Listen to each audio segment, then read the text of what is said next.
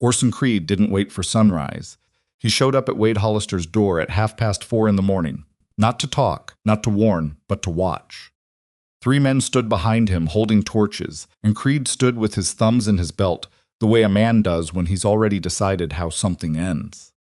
Wade opened the door and Creed looked past him, straight at the children still asleep on their cots, and said, loud enough for the neighbors across the road to hear, "You got until noon to clear out of Copper Ridge, or I'll see to it this town forgets you ever existed." He didn't raise his voice. He didn't need to. Orson Creed had spent 20 years making sure he never needed to raise his voice. He turned and walked away before Wade could answer. That was the thing about men like Creed. They never stayed to see what they'd done to a person. They just lit the fuse and walked. If this kind of story moves you the kind, where ordinary people get pushed to the edge and find out what they're made of, then subscribe to our channel right now so you never miss what comes next. Hit that like button and drop a comment telling us the city or country you're watching from. We want to see how far this story travels. Now let's get into it.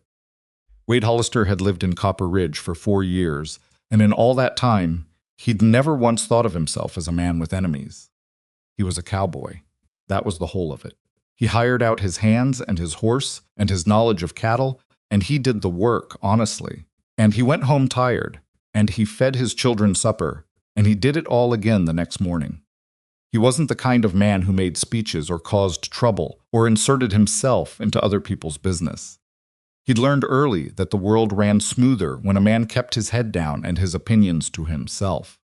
Then he watched Orson Creed cheat the Harmon family. He hadn't meant to see it. He was waiting outside the livestock yard on a Tuesday afternoon, hat in hand, the October wind cutting through his jacket, when old Emmett Harmon drove his wagon up with 14 head of yearling cattle, good animals, every one of them, and Emmett clearly knew it. The old man had that careful look of someone who has counted and recounted something precious and finally feels ready to let it go at the right price. Creed's man put the cattle on the scale. Wade watched the numbers. He'd worked enough livestock operations to know weights by instinct. He wasn't doing math in his head, his body just knew, the way a carpenter knows when a board isn't level before the level ever touches it. Scale was reading short. Not a little short. Meaningfully short. He watched Creed's man hand Emmett a slip. He watched Emmett study it with that particular expression old men get when something doesn't add up, but they can't quite pin down where. And he watched Emmett sign it anyway, because Orson Creed was the only buyer in the county, and what choice did a man have? Wade should have kept walking. He'd told himself that later, in darker moments, lying awake while Tobin and Elsie slept. He should have kept his boots moving and his mouth shut and gone on home.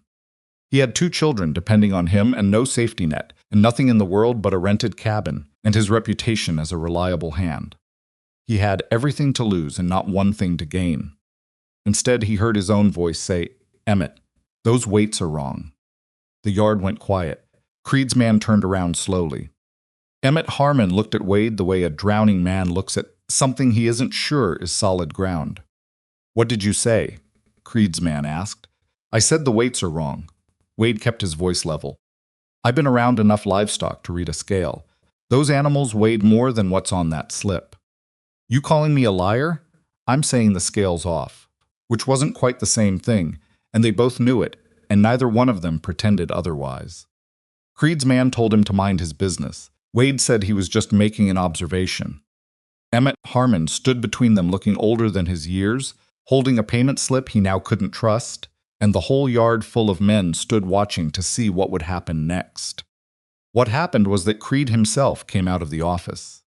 Orson Creed was not an especially large man. He was maybe 55, with a neat gray beard and a quality wool coat, and the kind of face that had learned to arrange itself into a reasonable expression no matter what was happening behind the eyes. He looked at Wade with no particular emotion. "There a problem here?" "This man says our scale is off," Creed's man said. Creed looked at Wade, and you'd know this how exactly. 4 years working cattle and livestock yards, Wade said. "I know what 14 good yearlings weigh." Creed nodded, very slowly, in the way of a man filing something away rather than responding to it. Then he said, "Emmett, we square?" And Emmett, who could feel the temperature of the yard as plainly as anyone, said yes. They were square and climbed back on his wagon. Creed looked at Wade for another long moment. "I'll remember your name," he said, and walked back inside. Wade had driven home that evening, thinking maybe that was the end of it. A man says something uncomfortable in a yard. The powerful man gives him a look, and life goes on. It happened. It was not the end of it. Within 2 weeks, the rancher who'd hired Wade for the season told him, apologetically, that he wouldn't be needed come spring. A week after that, a second man who'd promised Wade winter work suddenly found he'd overhired. Then a third. Each one gave a different reason. Each one had the same look sorry, but not sorry enough to fight about it. Wade did the accounting. He had enough money to last through January, maybe February if he was careful. Tobin needed new boots. Elsie had been coughing since October, and he'd been putting off the doctor because the doctor cost money he didn't have. He went back to the livestock yard and asked to speak to Creed directly. The man at the gate told him Creed wasn't available. He came back the next day. Same answer. He wrote a letter laying out plainly what he'd witnessed, gave it to the post, and heard nothing. Then December arrived, and Creed's people informed his landlord through means Wade never fully untangled that the cabin Wade was renting sat on land adjacent to a parcel Creed was acquiring, and that certain arrangements made the occupancy inconvenient going forward. The landlord was a nervous man who owed Creed more favors than he cared to count. He gave Wade 3 days. 3 days. Wade had stood in the middle of that cabin with the notice in his hand and looked around at the place his children had been sleeping, for 2 years Tobin's drawings tacked to the wall. Elsie's cloth rabbit on the windowsill, and felt something in his chest lock up tight. He was not a man who cried. His wife's death had taught him to hold the grief somewhere internal and keep moving, because there were children who needed their father to keep moving. But he stood there for a long moment with that notice in his hand, and understood with painful clarity that a man with power and a grudge could dismantle an ordinary man's entire life without ever breaking a single law. The morning Creed came to his door with torch holders behind him, the morning that gave Wade until noon to be gone. Tobin was 11 years old and already moving with that particular stiffness of a boy, trying very hard to appear unafraid. Elsie was 8 and had her mother's eyes and her mother's way of going quiet when things were frightening. Wade packed what could be packed. He sold the furniture that couldn't travel. He loaded the wagon with what remained, settled both children onto horses they'd ridden since they could sit upright, and rode out of Copper Ridge before noon. He did not look back. Tobin did. Tobin looked back for a long time. The snow started around 3 in the afternoon.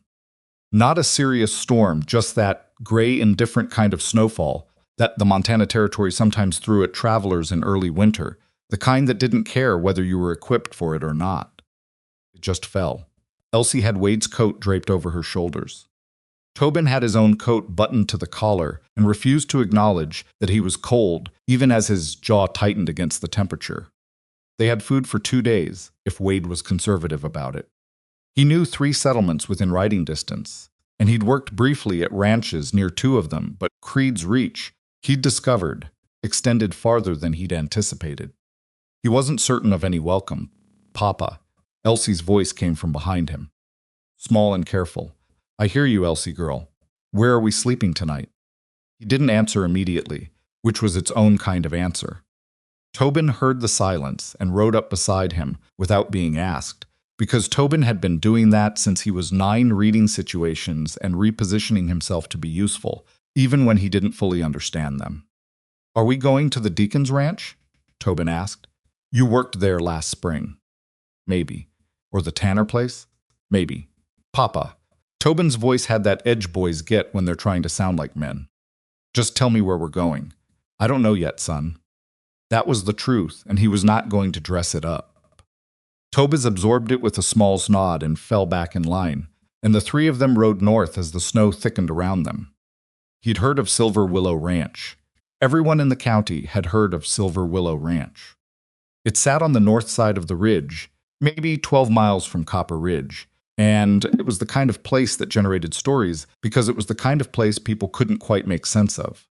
The largest privately owned ranch in the county, Run not by some cattle baron, but by a single woman who'd inherited it from her father and, by all accounts, refused every man who'd since suggested she might want help managing it. Rosamund Hale, 32 years old, unmarried. Independently wealthy by frontier standards, which meant she had enough land and cattle and operating capital that she didn't need to tolerate nonsense from anyone who couldn't match her knowledge of her own operation. People in Copper Ridge had various opinions about Rosamund Hale. Most of the men thought she was too proud.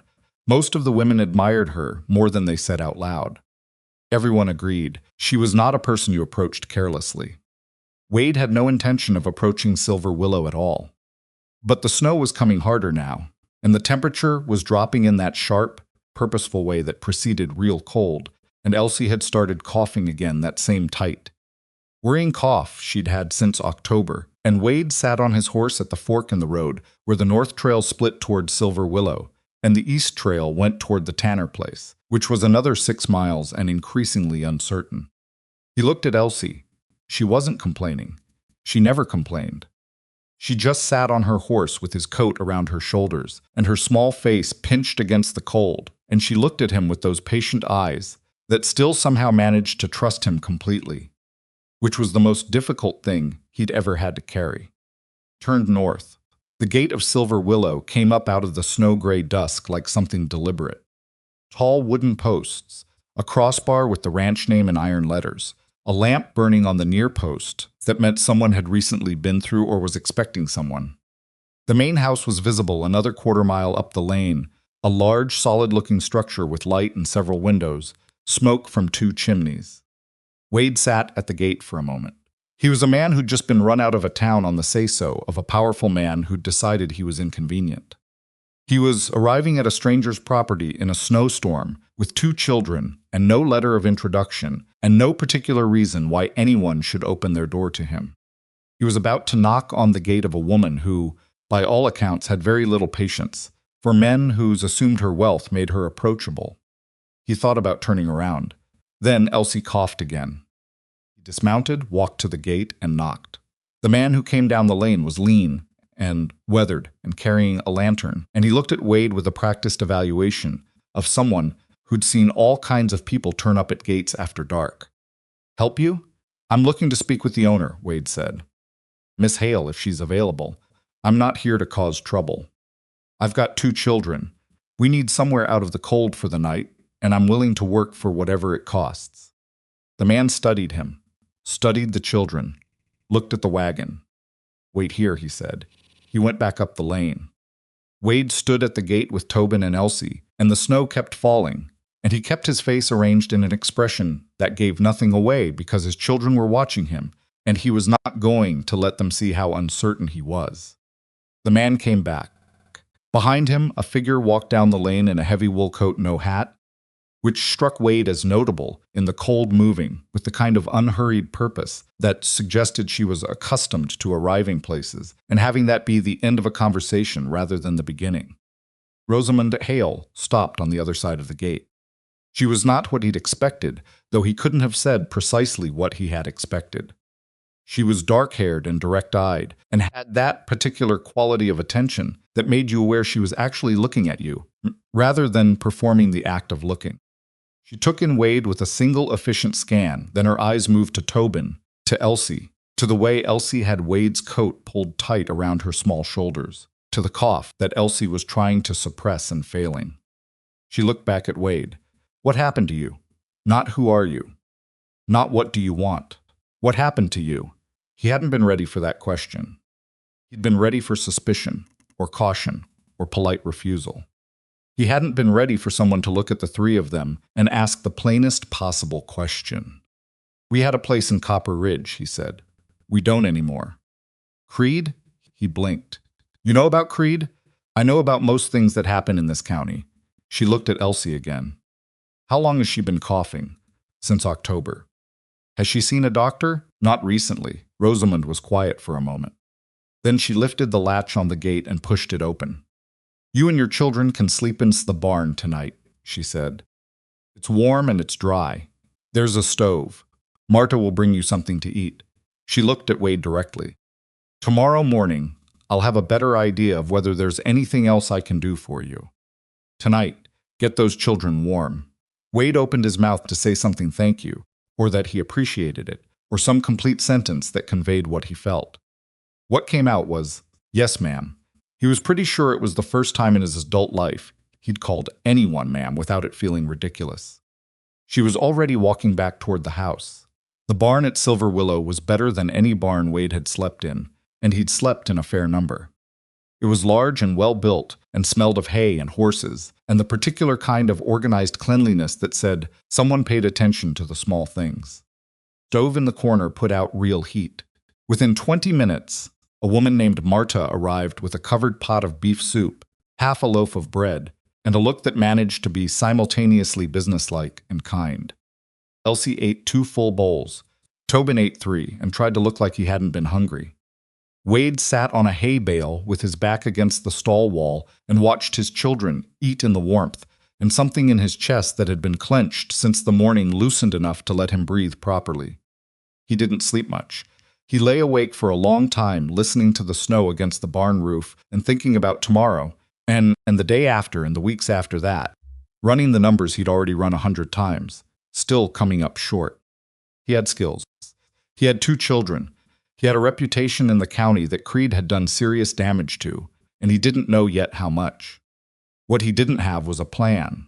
He fell asleep somewhere near 3 in the morning and woke before dawn with the automatic alertness that had become habitual since his wife died, that immediate accounting of where he was and where his children were and whether everyone was still breathing. Tobin was asleep on one side of him, curled under a horse blanket. Elsie was on the other, her breathing even and clearer than it had been in weeks. Actually, which he filed away with a quiet relief he kept to himself. He lay still in the pre-dawn dark, listening to the horses shifting in their stalls, and made himself think clearly. He needed to know what Silver Willow required, and whether any of it matched what he could provide. He needed to know Rosamund Hale's situation well enough to make an honest offer rather than a desperate one.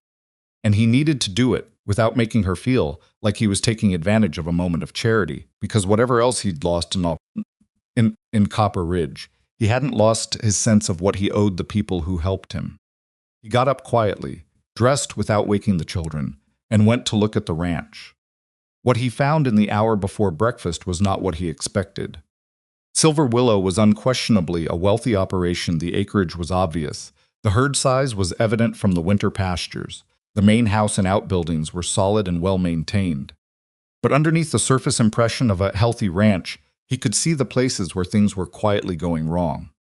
You had to know what to look for, and Wade had spent enough years working livestock operations of all kinds that he knew exactly what to look for. The water pump that served the north barn had a particular sound that told him something was failing in the mechanism. Not failed yet, but close enough that another good freeze would finish it.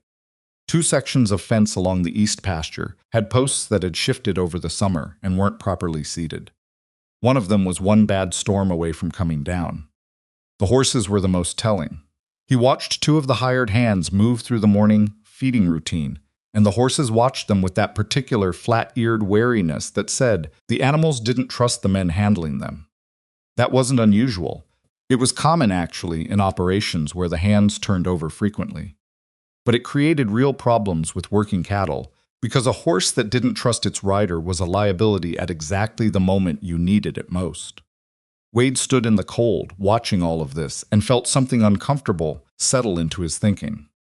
He could fix the pump. He was reasonably confident of that it was a mechanical problem, and he'd repaired enough equipment on various ranches to recognize what was wrong and know the solution. The fence posts were straightforward labor. The horses were a longer project, but not an impossible one. He went back to the barn, built up the stove, and was watching Tobin and Elsie wake up when he heard boots on the path outside. Rosamund Hale opened the barn door, took in the scene, children awake, stove going, Wade clearly having been up for some time, and looked at him with the question she hadn't asked yet. "The pump on your north barn," he said before she could speak. "When did it start making that sound?" She paused. "About 2 weeks ago. It'll fail before the end of the week if you don't address the valve housing. Probably before that if the temperature drops again tonight, which it looks like it will. Studied him. And you know how to fix it. I've fixed 3 of them on different ranches. Not identical pumps, but close enough. I need to know what parts you have on hand. Why are you telling me this? She asked. Not suspicious, exactly more like she was genuinely trying to understand his angle. Because I'm a man who fixes things, he said simply. And I've been on the receiving end of someone's help, and I'd like to be useful rather than just a burden. She looked at him for a long moment. Breakfast is in the main house at 7, she said. Marta sets a place for the hands. You and your children are welcome to eat. She paused. After breakfast, you can look at the pump. That was how it started. He had the pump running before 10 o'clock. It took him 2 hours and 1 trip to the equipment shed for parts, and 1 moment where he was lying on his back in the frozen mud, with his arm in a space that was not designed for human arms. And he said something that he immediately regretted saying within earshot of Elsie, who pretended she hadn't heard it, which meant she definitely had. When the pump ran clean and strong, he went to find Rosamund. She was in the barn office, working through a ledger, and when he told her the pump was done, she put the ledger down and looked at him with an expression he couldn't quite categorize. What do I owe you? She asked. Nothing, he said. You gave my children a warm place to sleep. We're square. We're not, actually, she said, but I appreciate the gesture. She closed the ledger. I have 2 weeks of work I've been trying to fill. One of my hands left last month, and I haven't found a replacement that knows what he's doing. Are you interested? He was. He told her so. They discussed terms, which were fair more than fair. Actually, though he didn't say that, because she'd arrived at the number herself without negotiation, and he didn't want to do anything to make her reconsider. He set Tobin and Elsie up in a room off the barn, comfortable, private, warmer than the main barn space, and went to work. The first week taught him several things about Silver Willow. It taught him that the ranch was better organized than most operations of its size, and that this was entirely due to Rosamund, who had an instinctive understanding of how a large property had to function and the discipline to enforce it. She knew her cattle numbers to the head, her pasture capacities by season, her feed costs per animal, with the precision of someone who'd grown up doing the arithmetic herself rather than inheriting someone else's system. It taught him that several of her hired hands resented taking orders from a woman not loudly, not openly, but in the small, persistent ways that cost an operation efficiency over time. Tools returned to wrong places. Instructions followed to the letter, but not the spirit. A certain collective slowness when Rosamund wasn't watching that evaporated when she appeared. It taught him that Rosamund saw all of it and said very little, which he initially read as resignation, and later understood was something closer to strategy. She was building a picture quietly of who was useful and who wasn't. And it taught him that the horses on Silver Willow were not difficult animals. They were smart animals that had learned to be cautious. There was a difference, and it mattered. He started spending time with the horses in the hour after supper, when the day's work was done and the animals were settled. Not doing anything in particular, just being present, moving slowly, letting them get used to him at their own pace. Tobin started coming with him, because Tobin had always liked horses more than he let on, and he had a natural patience with them that Wade recognized as a gift rather than a learned thing. That bay mare, Tobin said one evening, standing at the stall door. She watches the gate every time someone comes in. Bad experience with something that came through a gate, Wade said. Or someone. How do you fix that? You don't fix it. You just show her, slow enough that she believes it, that not everything that comes through a gate is a problem. Tobin thought about this. Is that true for people too? Wade looked at his son. Yeah, he said, pretty much. Elsie, meanwhile, had attached herself to the main house in the particular way of 8-year-old girls who have decided something is interesting. She started following Marta through the kitchen, learning things, asking questions that Marta answered with patient thoroughness. Then she started appearing at the edges of Rosamund's day, not intrusively, not underfoot, just present, watching. Rosamund, to Wade's quiet surprise, didn't shoo her away. He saw them once from across the yard, Rosamund, explaining something about the garden plot, gesturing at the fallow beds with the matter-of-fact authority she brought to everything, and Elsie nodding seriously. Her face turned up with that complete attention she gave things she'd decided were important. They looked, from a distance, like someone teaching and someone learning, which was exactly what they were, and which was also something else that Wade didn't let himself examine too closely. 2 weeks became 4. The fence posts were reset. The horses slowly, unevenly, with setbacks, were beginning to trust again. Wade had identified 2 of the hired hands as genuinely useful and one as actively corrosive, and he'd said so to Rosamund with the plain directness he'd decided was the only way to be useful to her. "Hollis," she said when he named the 3rd man. "Yes. I know. He's going to cause you a real problem before spring." "I know that too." She looked at him steadily. "I appreciate you saying it out loud. Most men in your position wouldn't. Most men in my position would want to stay in your good standing," he said. "Which means telling you what you want to hear. That's not useful to you." She was quiet for a moment. "No," she said, "it's not." 4 weeks became 6, 6 became 8.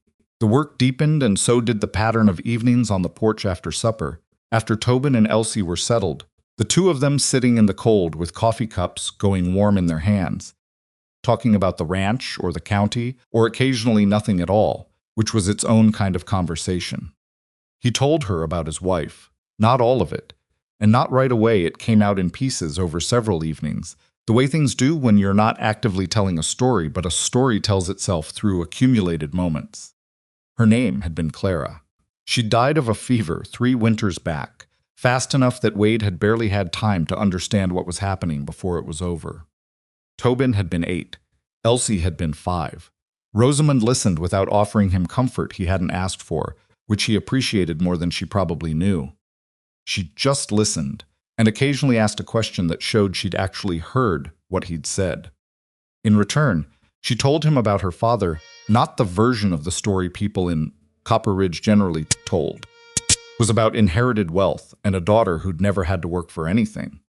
The actual version, which was about a man who'd built Silver Willow from a smaller property through brutal work and genuine intelligence and the willingness to lose everything twice before he found his footing, and who'd raised his daughter to understand every part of that story because he'd known, apparently, that she was going to need to.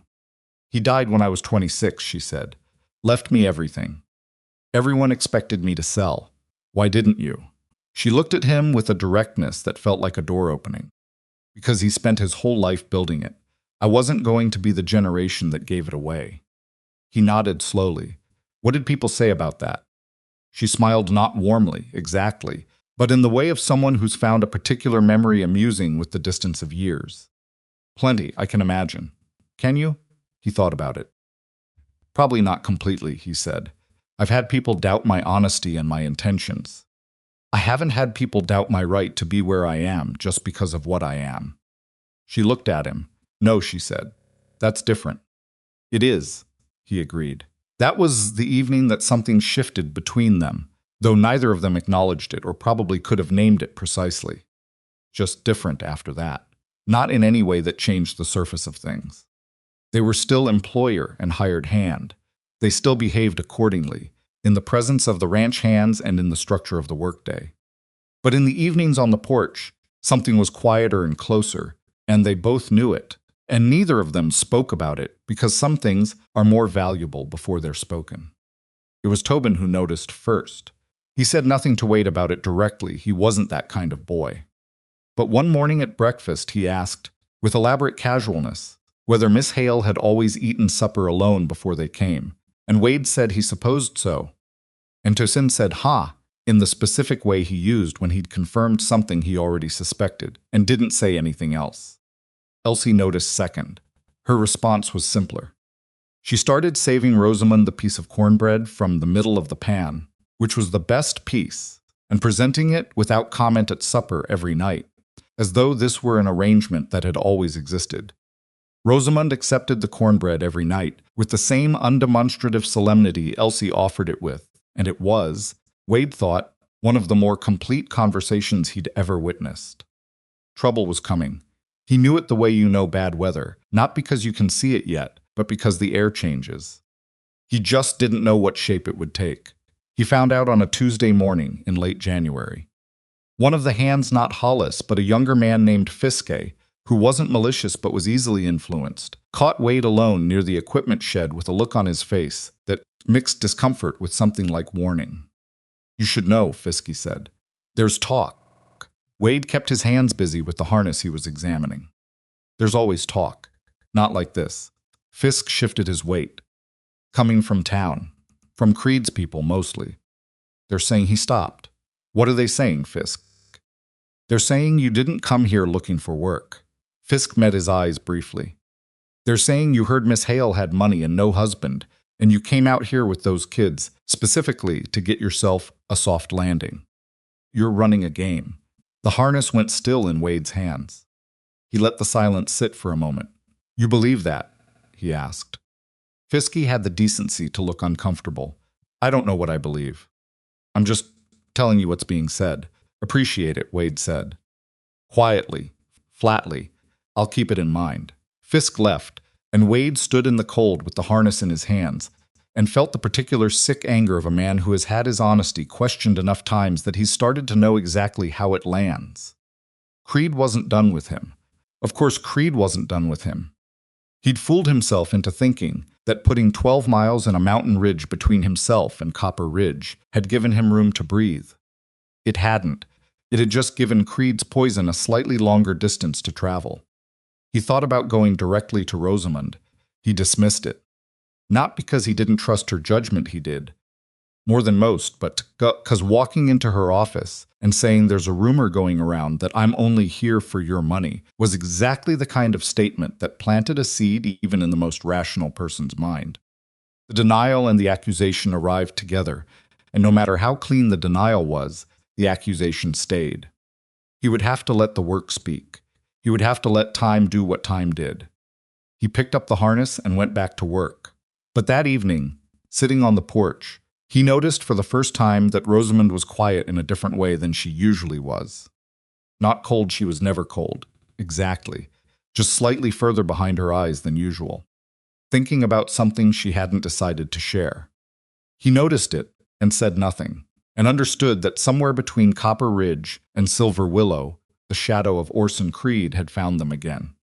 And the next part of this was going to be harder than fixing a pump, or resetting fence posts, or earning the trust of a horse that had learned to be afraid.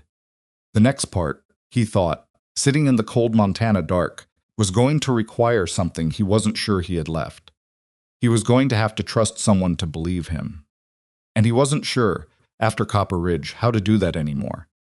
He didn't sleep well that night, and he didn't pretend otherwise to himself. He lay on the cot in the room off the barn, with Tobin breathing steadily on the other side of the partition, and Elsie curled under 2 blankets with her cloth rabbit tucked against her chest. And he stared at the ceiling and thought about Orson Creed sitting somewhere comfortable in Copper Ridge, warm and well-fed, deciding what to do next.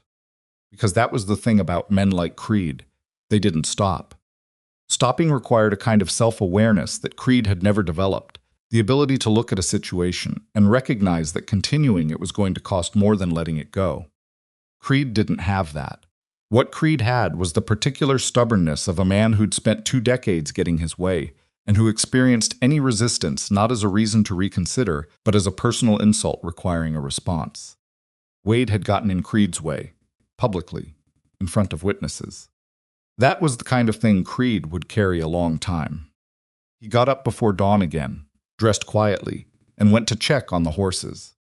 The bay mare, the one Tobin had noticed, watching the gate, came to the stall door when she heard him, which she hadn't done 2 weeks ago. He stood with her for a while in the dark, one hand on her neck, not talking, just present. She was still wary, but she was less wary than she'd been, and that was the only measurement that mattered right now. He was thinking about the rumor Fiske had told him.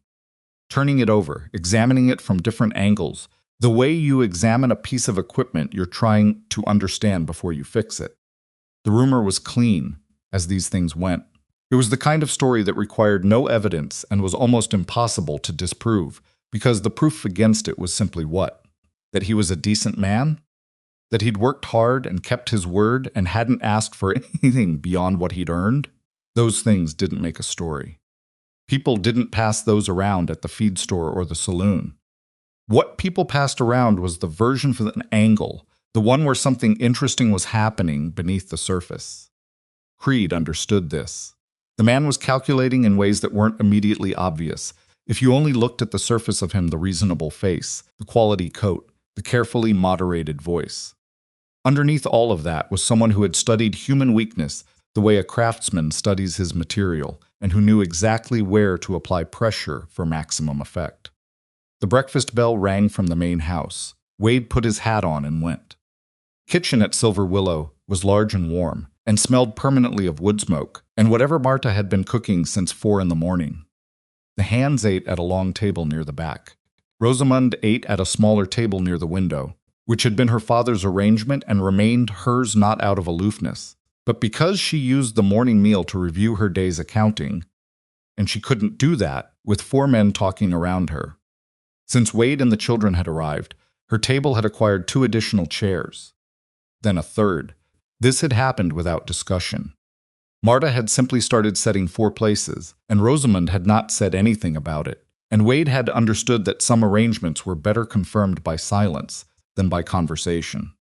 Elsie came in from the main house, still pulling her braid over one shoulder. She'd started sleeping in the small room off the kitchen. 2 weeks ago, Marta's suggestion, Wade gathered, though neither Marta nor Rosamund had made anything of it. It was simply warmer, and the walk between the barn and the house before breakfast was cold. "Morning," Elsie said to Rosamund, and dropped into her chair. "Morning," Rosamund said, without looking up from the ledger. Then she reached sideways and set the little piece of cornbread on Elsie's plate, which was a reversal of the usual arrangement, and Elsie looked at it with such pleased surprise that Tobin actually laughed a short, genuine sound that he immediately tried to suppress, because he was 11, and apparently laughing at breakfast was undignified. Wade sat down, poured his coffee, watched his children eat. He thought about Creed. Then he thought about something else, the cattle contract Rosamund had mentioned twice in passing, always in the context of other conversations, never as a primary subject. The regional buyer in Millhaven was consolidating suppliers for the spring season, and Silver Willow was well positioned to secure a significant contract. The kind of contract that would represent a meaningful step toward independence from the county's existing buyer network. Orson Creed's buyer network. Wade set his coffee cup down. "Miss Hale," he said. She looked up. "The Millhaven contract," he said. "When do you need to have your numbers to them?" She studied him for a moment before answering. "1st of March. I've been preparing the documentation." "Creed aware of it?" Another pause. Longer this time. "He's aware that Silver Willow has been in contact with Millhaven buyers. He'd have to be. This county doesn't have much in the way of privacy for business matters." She closed the ledger slowly. "Why?" "Because the rumor Fisk told me yesterday didn't come from nowhere," Wade said. "And it's not aimed just at me. If buyers start doubting the judgment of the person running this ranch, start wondering whether she's being taken advantage of, that uncertainty spreads. It reaches Millhaven." Rosamund was very still in the way she went still when she was thinking hard about something she didn't want to react to prematurely. "You think Creed is positioning to undermine the contract," she said. "I think Creed has figured out that Silver Willow getting a major independent contract would be bad for his control over this county's cattle market. And I think he's not going to wait to see how it plays out." Wade kept his voice even. "He did this in Copper Ridge. He doesn't attack things directly. He undermines them. He plants doubt, pulls support, makes people uncertain enough that they make conservative decisions.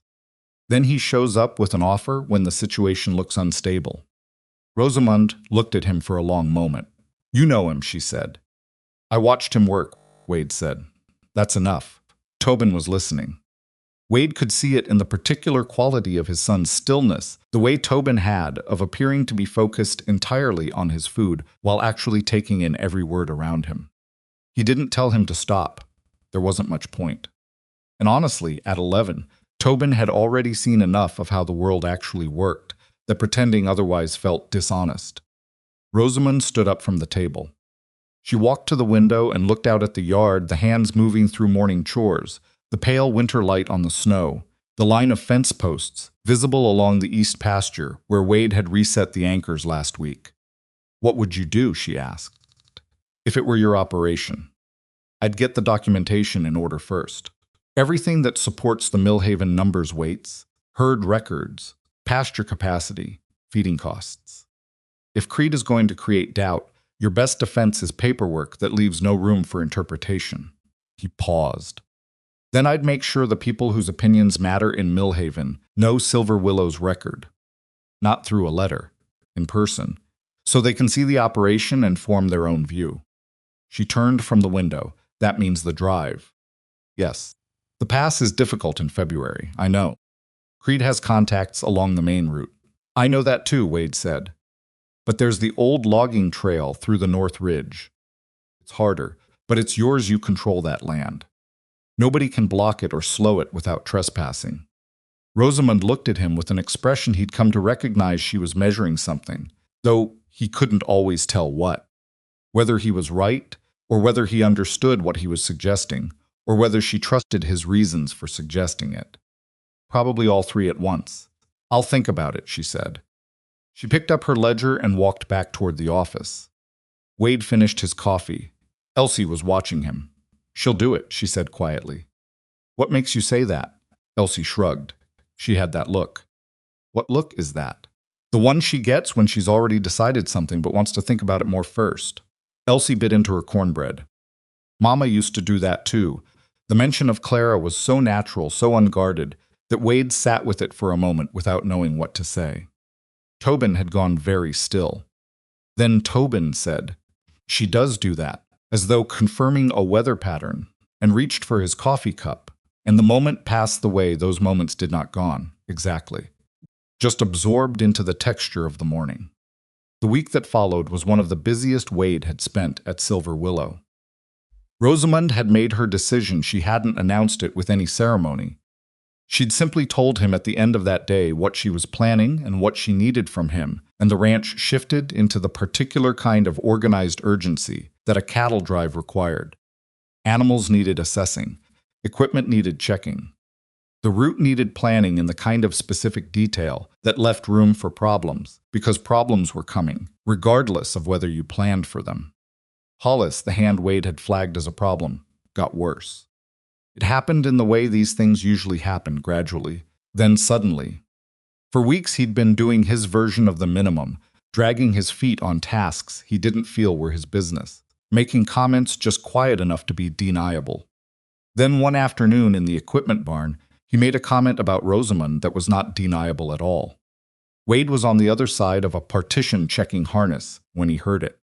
Hollis was talking to two of the younger hands, his voice carrying with the particular confidence of a man who thinks he isn't being overheard.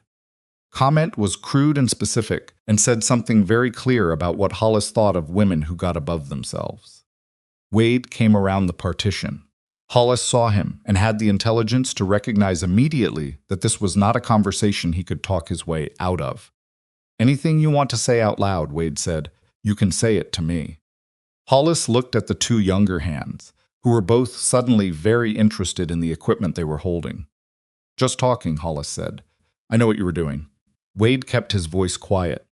He was not a man who needed volume to be clear. "You've got a choice right now. You can go tell Miss Hale what you just said and let her decide what to do about it. Or you can pack your things tonight." Hollis's jaw tightened. "You don't run this operation." "No," Wade agreed. "She does. That's exactly my point." Hollis stared at him for another moment. Then he set down the equipment he was holding and walked out. By supper he was gone. Rosamund said nothing about it directly. But the following morning she gave Wade a list of responsibilities that represented a meaningful expansion of his role on the ranch, coordinating the drive preparation, managing the assessment of the cattle, overseeing the equipment check. It was delivered the way she delivered everything, as a practical matter rather than a gesture, and he accepted it the same way. He heard from Fiske that Hollis had gone straight to Copper Ridge. He told Rosamund that evening on the porch. She received it without visible alarm, which didn't mean she wasn't alarmed. He'd come to understand that Rosamund's surface calm was not the same as the absence of feeling beneath it. He didn't know enough to do serious damage, she said. He knew about the Millhaven drive. She was quiet for a moment. "Yes. Then, how long before we're ready?" 10 days if the weather holds. maybe 12. She nodded. The temperature dropped 2 days later and stayed low, and the preparations continued with the particular grim efficiency of people who know a deadline is real. Tobin had started working with the cattle alongside the hands, not because anyone had asked him to, but because he'd simply shown up one morning and started being useful in small ways. And the hands had absorbed him into the routine, the way working ranches absorb people who pull their weight without complaint. He was good with the animals. He had that same patient instinct with them that he had with the horses. And Wade watched him move through the herd one afternoon and felt something complicated and proud and quietly afraid for his son all at once, the particular cocktail of feelings that parenthood apparently made permanent. Elsie had a project. She had gotten it into her head, through some combination of Marta's instruction and her own observation, that the ranch's record-keeping for individual animal weights could be organized more clearly than it currently was. She had spent 3 evenings working on this at the kitchen table with a stack of paper and a borrowed pen, and had presented Rosamund with a reorganized version of the last 2 seasons' records that was. Wade gathered from Rosamund's expression when she reviewed it, genuinely useful. "She's 8, Rosamund said to Wade, not accusingly, but with a note of something like wonder. "Her mother was good with numbers," Wade said. "Turns out it goes straight through." Rosamund looked at the papers in her hand for a moment longer. "The organization she's used here is actually better than what I had. She's grouped by weight range and age class, which makes the seasonal comparison much easier." She set the papers down. She'd like that. Rosamund did tell her, and Elsie received the information with the careful composure of someone who is very pleased and trying not to show too much of it, which meant she showed all of it anyway, because 8-year-olds are not as opaque as they imagine. Marta, watching from the kitchen doorway, looked satisfied in a way that said this outcome had been engineered at least partially by her own hand. Wade noticed all of this. He also noticed, on a Tuesday evening about a week before the plan drive, that Rosamund was distracted in a different way than the normal productive distraction of a busy woman managing a complex operation. They were on the porch. Cold, genuinely cold. Not just brisk, and they both had coffee and both had coats on. And the sky was the kind of clear Montana February sky that looked like someone had polished it, all hard edges and deep black between the stars. She'd been quiet for longer than usual. "What is it?" he asked. She didn't deflect. He appreciated that about her. She didn't do the thing of saying nothing's wrong when something clearly was. "I have a letter from my cousin in Helena," she said. "He's heard things. About me. About the situation here." She paused. "He's suggesting I sell a portion of the ranch's eastern parcel before the spring season. As a precaution." Wade turned his coffee cup in his hands. "Creed's been talking to people in Helena, apparently." "What portion of the eastern parcel?" "The section with the best water access." Her voice was even, but under it he could hear the particular edge that appeared when she was containing something larger. "That's not a precaution," Wade said.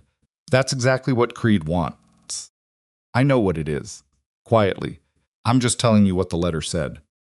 "Are you going to respond to it?" She didn't answer immediately. She looked out at the dark yard, at the faint outline of the outbuildings, at the mountains visible against the sky to the north, the same mountains they were planning to drive cattle through in 8 days. "My cousin means well," she finally said. "He's not a ranching man. He hears uncertainty, and his instinct is to reduce exposure." She turned the coffee cup in her hands. "My instinct is different." "What's your instinct?" She looked at him directly. "My instinct is that a man who feels the need to reach all the way to Helena to create pressure has already used every tool he had in this county. Which means we're doing something right." Wade looked at her for a moment. "That's exactly right," he said. She held his gaze for a moment. In that way she occasionally did, fully present, not performing anything, just there. Then she looked back at the mountains. "We need the drive to go well," she said. "I know. More than well. We need it to be the kind of thing people remember for the right reasons." She paused. "The independent ranchers in this county are watching. If Silver Willow gets this contract, it changes what's possible for them. If we fail, we're not going to fail. You don't know that." "No," he said. "But I know your cattle, I know your route, and I know your crew, what's left of it." And I know that you planned this operation better than any drive I've seen on a ranch twice this size. He kept his voice level, not reassuring she didn't want to be reassured. She wanted to be thought about seriously. I'm not telling you there won't be problems. I'm telling you that the problems are manageable. She was quiet. You've never driven cattle through the North Pass, she said. No, I have. Twice with my father. She set her coffee cup on the rail. The first half-mile above the timberline is the hardest. The weather turns on that section. It gets dangerous fast. Then we go when the weather is right, and we go fast. And if Creed's men are watching the main approach, then we take the logging trail, and we don't tell anyone which route until we're moving. He paused. The element of surprise is actually an advantage here. Creed expects you to take the standard route. He's probably already arranged something along it. She considered this in silence. You've thought about this carefully, she said. I've had reason to. She looked at him again, and for a moment something in her expression shifted, not softened. Exactly. That was too simple a word, but moved somehow, like a door that had been set against a frame without being latched. When you came to my gate, she said, I almost didn't come down. He hadn't expected that. Why did you? Because my man told me there were 2 children, and one of them was coughing. She picked up her coffee cup again. I was going to say no to whatever you asked, but I couldn't watch a coughing child ride away in a snowstorm. Elsie still talks about that night, Wade said. She says this place felt like something she recognized, even though she'd never been here. Rosamund was quiet. Children know things, she finally said. They don't have enough experience yet to talk themselves out of what they feel. She's right, though, he said, and stopped, because that sentence had arrived somewhere he hadn't planned to go yet, and he was going to be careful with it. But Rosamund heard where it was heading, and she didn't move away from it. She said, I know. 2 words, quiet and certain. And then she stood up, said good night, and went inside, and he sat on the porch for a long time in the cold Montana dark and felt something in his chest that he didn't have a word for yet, but recognized as significant. 6 days before the drive, everything changed. It started with Fisk. Fiske came to find Wade in the early afternoon, looking like a man carrying something he didn't know how to put down. He'd been into the nearest settlement that morning for supplies, and he'd heard something, and he'd spent the ride back trying to decide what to do with what he'd heard. And he'd landed on telling Wade because Wade had treated him straight, and he didn't know who else to take it to. There's a meeting, Fiske said, at the Copper Ridge Exchange, night before the drive. Creed's called in every buyer and supplier he has any relationship with in the county. What kind of meeting? The kind where he lays out why Silver Willow's Millhaven contract would be bad for local buyers. And why Miss Hale's judgment can't be trusted right now. Fisk shifted his weight. They're saying she's been influenced, that she's making decisions based on. He stopped. Based on me, Wade said. Fiske nodded uncomfortably. Wade stood with this for a moment. The cold was coming through his jacket, but he barely felt it. How many people are going to that meeting? He asked. I heard 15, maybe 20. County buyers, the feed suppliers Creed has contracts with. Even the surveyor he uses for the land work. Fisk paused. If Creed convinces those people that Silver Willow is a bad risk, it doesn't matter what happens in Millhaven. Nobody in this county will work with her afterward. Wade thanked Fisk and let him go. He stood in the cold for another minute, thinking. Then he went to find Rosamund. She was in the office, and she read his face before he said a word. Tell me, she said. He told her. All of it. She was quiet for a long time when he finished. Kind of quiet that was not absence, but accumulation. Everything she knew about Creed. Everything she knew about the county's buyers. Everything she knew about what this could mean. All of it settling into a weight she was calculating how to carry. He's moving up his timeline, she said. He wants to poison the well before we make it to Millhaven. Yes, which means the drive needs to move up too, she stood. Can we be ready in 3 days instead of 6? He thought about it honestly rather than quickly. Cattle are ready. The equipment is ready. The crew, he hesitated. We're short-handed since Hollis left. How short? 1 good man. Maybe 2. She was already moving toward the door. I'll handle that. You handle the route. She paused with her hand on the frame. Wade. He looked at her. I need you to understand something, she said. Whatever Creed says about my judgment, whatever anyone says, I know what I'm doing, and I know why I'm doing it. I don't need you to defend me to anyone. I know that. But I'd like you beside me anyway. She said it with the same matter-of-fact clarity she brought to everything. No embellishment, no performance. Just the plain truth of it. On the drive. I'd like you there. I'll be there, he said. She nodded once and walked out. He stood in the empty office for a moment and felt the weight of what was coming settle over him, not dread, exactly, but that particular cold alertness that precedes something real. Creed was good at this. He'd outmaneuvered Wade once in Copper Ridge, with less preparation and less reason. He wasn't going to outmaneuver them again. Wade walked back out into the February air and started planning the drive. He spent the rest of that day and most of the evening in the kind of detailed practical work that required all of his attention and gave his anxiety nowhere to sit. Route confirmation, equipment assignment, feed for 4 days. Contingency options for the section above the timber line. He drew a rough map of the logging trail from memory, and Rosamund corrected 2 sections from hers, and together they produced something that was probably good enough, which was the best any plan could claim to be. Tobin found him at the map after supper. You're doing the drive early, Tobin said. Not a question. 3 days from now, Tobin looked at the map. He'd been around ranching long enough to read a basic route diagram. This is the old logging trail, yes. The hands were saying it's dangerous. It has difficult sections, Wade said. Dangerous depends on what you do with them. Tobin studied the map in silence. Then, am I going? Wade looked at his son, 11 years old, with his mother's eyes and his own particular brand of serious attention that had always made him seem older than his years. He'd pulled his weight on this ranch since the 2nd week. He knew the cattle. He knew the horses. He knew how to follow instruction and how to think when instruction ran out. He was also 11 years old. I need you here, Wade said. With Elsie. Marta will be here, and 2 of the hands who aren't making the drive. But I need someone who can handle the morning work and keep an eye on the situation. Tobin was quiet. That's not the real reason, he said. No, Wade agreed. It's also that you're 11, and the pass is genuinely dangerous. And I'm not bringing you through a mountain passage in February when I can't guarantee the weather. Tobin absorbed this. He wanted to argue Wade could see the argument assembling in his face, but he was also honest enough to recognize that the second reason was sound. Fine, he said. But if something goes wrong, then you take care of your sister and you wait for us. How will I know something went wrong? You'll know, Wade said. And if we're not back in 4 days, you go to the Harmon place, and you tell Emmett what's happening, and you let him take it from there. Tobin nodded. He committed things to memory differently than other boys. He didn't repeat them back.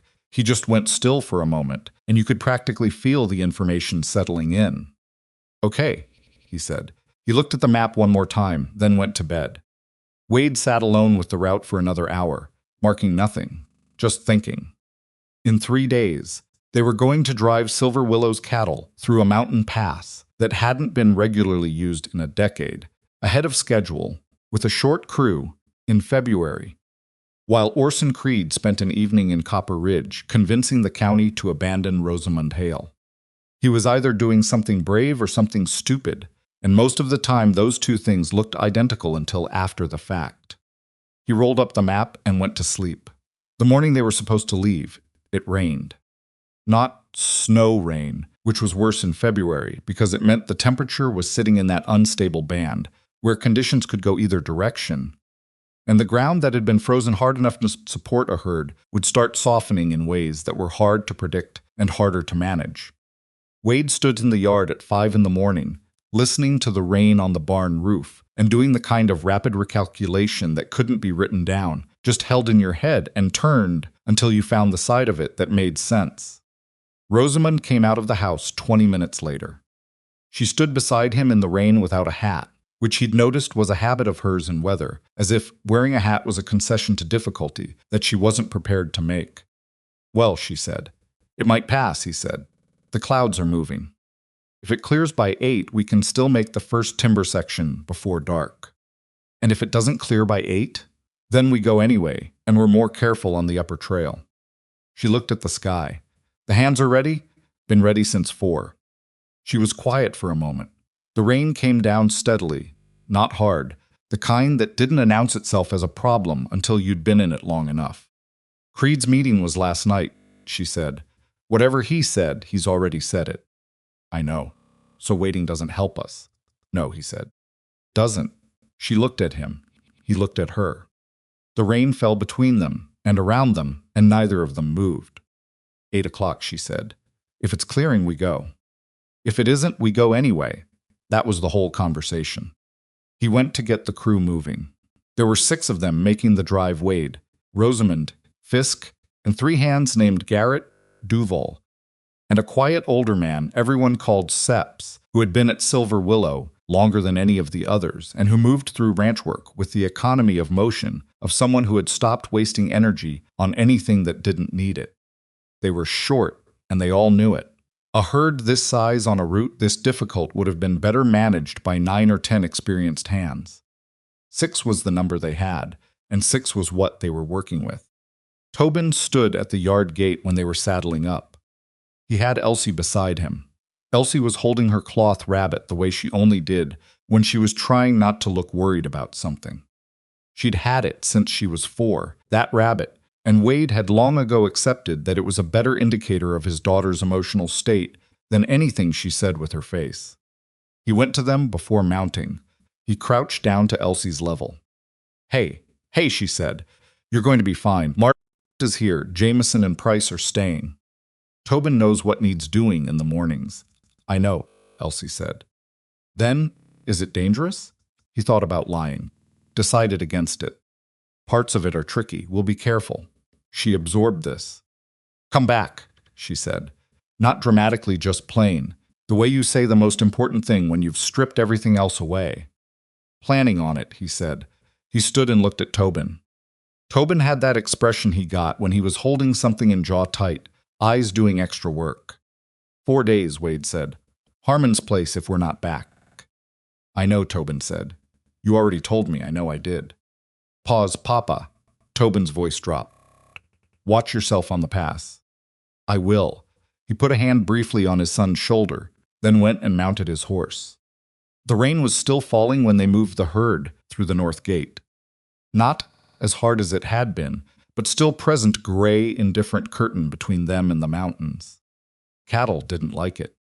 Cattle generally didn't like uncertain weather, and they expressed this by moving with less cooperation than usual, bunching and drifting and requiring more active management from the flanking riders than a calm morning would have needed.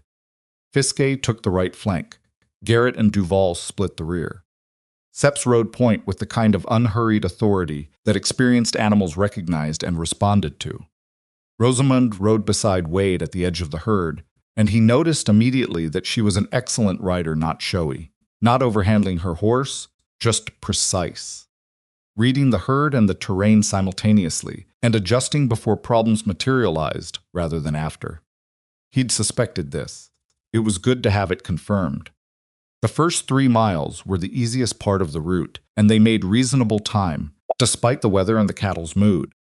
The logging trail split off from the main track at a stand of bare cottonwoods, where a faded set of marker posts still stood from whatever operation had last used the route. The turn was easy to miss if you didn't know to look for it. Rosamund pointed without slowing down. There, she said. The logging trail was immediately different from the main track. Narrower, more overgrown with brush that hadn't been cleared in years, the ground softer than Wade would have liked from the rain. The trees closed in on both sides, which helped with wind but created a compression problem for the herd cattle that had been spreading naturally now had to funnel, and funneling made the slower animals bunch against the faster ones. And bunching was how you got small collisions that escalated. He rode back to Garrett at the rear. Watch the back third. They're going to bunch in this section, and the ones in the middle will try to turn. Garrett was 23 and competent. He nodded and immediately repositioned. Wade went back to Rosamund. How much of the trail is like this? He asked. This is the easy part, she said. He took that at face value. The rain eased around 10 in the morning, which was a material improvement in spirits all around, not just human spirits, but bovine ones too, because cattle were atmospheric creatures, and a break in the weather created a corresponding break in their collective irritability. They made better time in the next 2 hours than in the first 3. The trail began climbing at noon. Not dramatically at first, just a gradual elevation gain that you noticed more in your horse than in the landscape, the animal's stride changing subtly as the slope built. The trees thinned as the altitude increased. The ground grew rockier, and the footing demanded more attention. Seps came back from point to ride beside Wade. "Blocked ahead," he said. Seps was a man of functional sentences.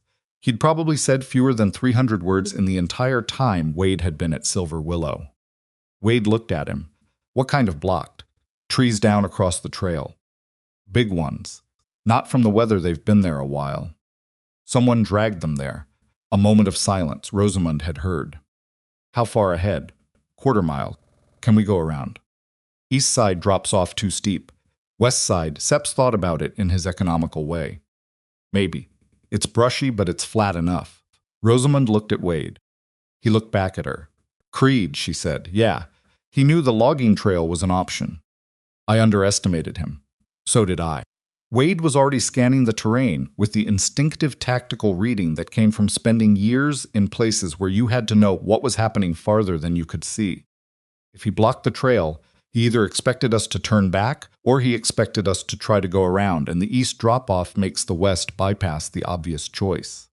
Which means I want to know what's on the west side before we push a herd through it. He rode ahead to the blockage. The trees across the trail were large enough that they hadn't fallen, they'd been cut and positioned. Someone had done this with an axe and a team, probably 2 or 3 nights ago, which meant Creed had known about the drive earlier than Wade had hoped. The west bypass was visible from here, a band of mixed brush and scrub timber maybe 40 yards wide before the trail presumably resumed. Passable for horses, probably passable for cattle with active management. He rode into the bypass to check it. He got 30 yards in before he found the rope. It was strung low between 2 trees, too low for a horse to see easily in the mixed light, too high to step over without noticing. Kind of thing that wouldn't stop a determined rider, but would absolutely cause a problem in the middle of pushing a herd of agitated cattle through unfamiliar terrain. He dismounted, examined it. Hemp rope recently installed, both ends tied around trees with knots that knew what they were doing. There was another one 20 yards beyond it. He went back to Rosamund. "They rigged the bypass," he said. "Ropes strung at mid-height. Push the herd through, and we'll have cattle down and probably injuries to the hands." Her expression didn't change, the external calm. Underneath it, he could see the calculation happening.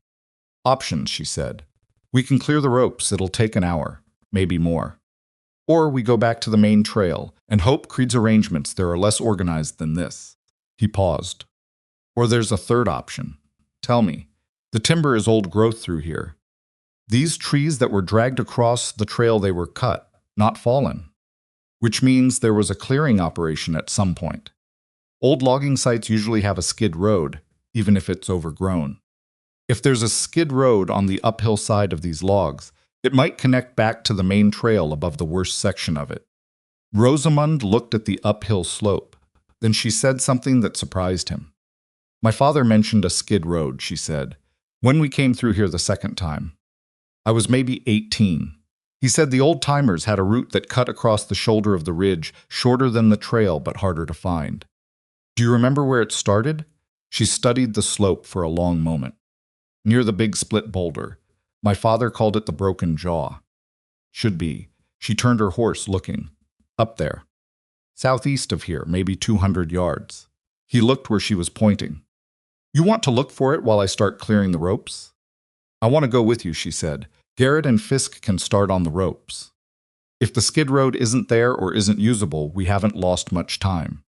They left Seps managing the herd and rode the 200 yards southeast, picking their way through the scrub timber up the slope. The ground was wet from the morning rain, and the horses moved carefully, choosing their footing. He found the boulder before she pointed it out, a large granite formation that had split cleanly along a vertical fault, creating 2 distinct faces leaning slightly apart. The broken jaw. He could see immediately why her father had named it that. The skid road was there.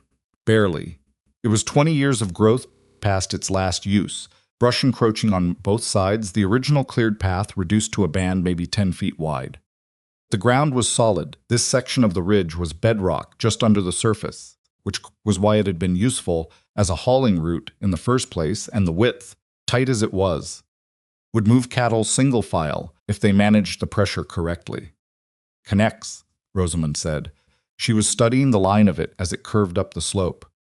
See how it bends northeast? It has to rejoin the main trail above the switchback section.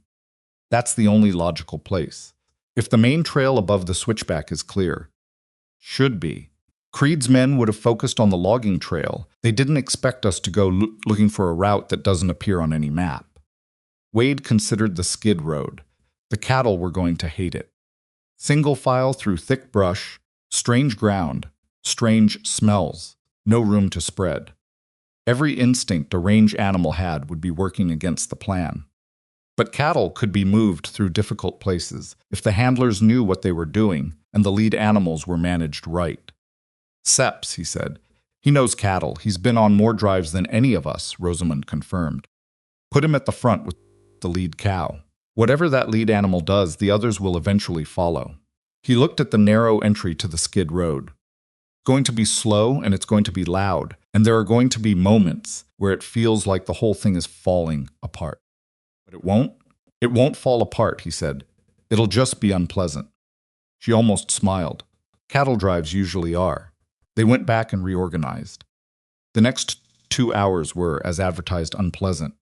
Getting the lead cow onto the skid road took 40 minutes by itself. She was a sensible animal. Generally. But sensible animals don't particularly want to enter a narrow brush corridor on a rocky hillside. And expressing that preference was fully within her rights as a 1,200-pound cow. Seps worked her patiently and without drama, giving her time to sniff and consider, and ultimately decide that following him was preferable to the alternatives being presented by the riders on her flanks. Once she moved, the herd began to follow in the halting, reluctant, frequently backsliding way of large animals, being asked to do something counterintuitive. There were moments when the compression in the corridor created something close to a standstill, animals pressing against each other with nowhere to go, the noise level rising accordingly. There were moments when a cow near the back decided she was absolutely not doing this and had to be turned back around by Garrett, who ended up in a shouting match with a cow that the cow was winning until Fisk came around from the other side. Rosamund rode the length of the moving column constantly, watching for problems before they became crises, repositioning with an efficiency and a grasp of the herd's collective psychology that Wade found genuinely impressive. She didn't micromanage, she intervened at exactly the right moments, and then got out of the way, which was the hardest skill to develop and the most valuable one to have. The skid road rejoined the main trail above the switchback section, 2 hours and 20 minutes after they'd started moving the herd onto it. Seps looked back at Wade when the trail widened ahead of them, and gave a nod that, from Seps, was the equivalent of a standing ovation. They were behind schedule. The compromised route had cost them significant time, and the afternoon light was already beginning its downward shift. They needed to make the lower staging area before dark if they were going to rest the herd properly before the next day's push, and the lower staging area was still 4 miles ahead. Wade rode to Rosamund. "We need to push pace," he said. "I know. The cattle are tired from the corridor. They're not going to want to move faster. I know that too." She looked ahead at the trail, then at the sky. "What's behind us is done. The next section of the main trail is clear." Creed's men focused their attention below the switchback. "We push pace and we get there. There's a weatherfront building to the northwest," he said. He'd been watching it for the last hour. The kind of thing you noticed at the edge of your attention while your main focus was elsewhere, a specific quality of cloud building on the horizon that the Montana Territory did before serious weather. Rosamund looked northwest. She saw it immediately. "How long? 4 hours, maybe 5. If it comes fast, maybe 3. Then we move." She rode to the front and said something to Seps that Wade didn't hear, and then the pace of the drive shifted, not panicked, just purposeful, the kind of deliberate acceleration that experienced hands could produce without spooking the animals. Cattle, tired as they were, moved with it. Animals understood urgency at a level that didn't require explanation. They made 2 miles in good order. Then the thunder started. Not close, still northwest, still in the direction of the building front. But thunder carried differently in mountain terrain, bouncing off faces and ridges, and arriving from directions that didn't correspond to where the storm actually was. The cattle heard it, and the collective mood of the herd shifted in that instant, palpable way that anyone who'd worked cattle knew: a tightening, a lifting of heads, a subtle change in the quality of movement from purposeful to uncertain. Wade moved to the right flank without being asked. He'd been waiting for this. The second thunder came 10 minutes later, closer, and from an odd angle that confused the animal's orientation. He felt the herd's movement change before he could see it, a pulse through the ground that said the back third was losing cohesion. Animals pressing forward into the middle third, the natural compression that preceded a break. He turned and rode hard toward the rear. Duval was already there, and Garrett, and they were doing what you did, riding parallel to the movement, angling the flank animals to prevent the curve that preceded a run. But they were short 2 hands, and the herd was large and tired and frightened, and the math wasn't working cleanly. "Left flank," Wade shouted. "Get in front of them." Duval cut left. Too slow, the front of the left flank had already begun to curve in that particular arc that said running was coming in the next 30 seconds. And then the upper pasture fence came into view. It took Wade a moment to understand what he was seeing. Because the fence shouldn't have been there, this was open trail land, no boundary fence here. But it was there, freshly strung between trees at a point where the trail narrowed against a rock face. Not Silver Willow fence. Not any fence that belonged on this trail. On the other side of it, a 40-foot drop into Blackstone Gorge. His brain registered all of this in about 2 seconds. Someone's had strung that fence across the trail at the exact point where a frightened herd running on this route would hit it. Fence wouldn't hold 1,200 pounds of moving cattle. It would snap, and the animals behind would push the animals in front, and the animals in front had nowhere to go but over the edge. He was already at a full gallop before he'd finished the thought. "Rosamund!" The shout came out with everything in it. Fence. Right side, the gorge. He didn't know if she heard him. He was focused entirely on getting to the front of the herd before the break happened, and the distance was wrong. And the thunder came again close now, directly overhead, and the herd broke. Not all of it. The front quarter held Seps was there, and the lead cow was steady enough despite the thunder, and Seps had that quality with animals that functioned like gravity, just pulling them toward calm. But the middle third of the herd broke right, which was exactly the wrong direction, which was directly toward the fence and the gorge. Wade turned his horse into the running cattle. This was the thing that looked insane from the outside, and made a specific kind of sense to anyone who'd done it. You couldn't chase running cattle from behind. You had to get alongside and in front and turn them. And to do that, you had to put yourself and your horse between the moving mass and whatever they were running toward. His horse was good, not the best horse he'd ever ridden, but a working animal who trusted him and didn't panic easily, and she went into the run beside the cattle without hesitation. He was alongside the lead animals of the broken group. He angled in, shouting, using the horse's body to bump the nearest animal's shoulder not roughly, but firmly, the kind of contact that communicated direction rather than threat. The animal turned slightly. Not enough. The fence was 60 yards away. He pushed harder. The horse leaned into the cattle, and the cattle on the inside felt the pressure, and the outside curve began bending. 30 yards. The animals were slowing slightly because they were turning, and turning took energy, and the fence was now visible to them too, and even a frightened animal had some fraction of self-preservation. 20 yards. The outside curve bent sharply. The running group turned, missed the fence by a margin that Wade did not want to measure precisely, and ran itself into the rock face on the left side of the trail, which was solid and unhurtable, and which stopped the momentum in the most straightforward possible way. He pulled his horse up. For a moment there was just breathing his own, his horse's, the cattle's. The thunder rolled again, farther this time, the front moving east faster than he'd expected. The rain started, serious rain now coming sideways. He looked at the fence, freshly installed, posts driven within the last day or two. Wires strung tight and deliberately. This wasn't someone's casual mistake. This was engineered. Someone had known the terrain at Blackstone Gorge, had known the point where a frightened herd would be most vulnerable, and had positioned this fence to exploit it. Rosamund pulled up beside him. She looked at the fence. She looked at the gorge. She said nothing for a moment. Creed's men, Wade said. Yes, her voice was even. Completely even. And he understood now, in a way he hadn't fully understood before, that the surface calm wasn't performance. It was the thing she had instead of falling apart, and it was a real thing that served a real function. The herd had hit that fence, he started. I know, she said. I know what would have happened. The rain was coming hard now. Cattle were huddled against the rock face, miserable but intact.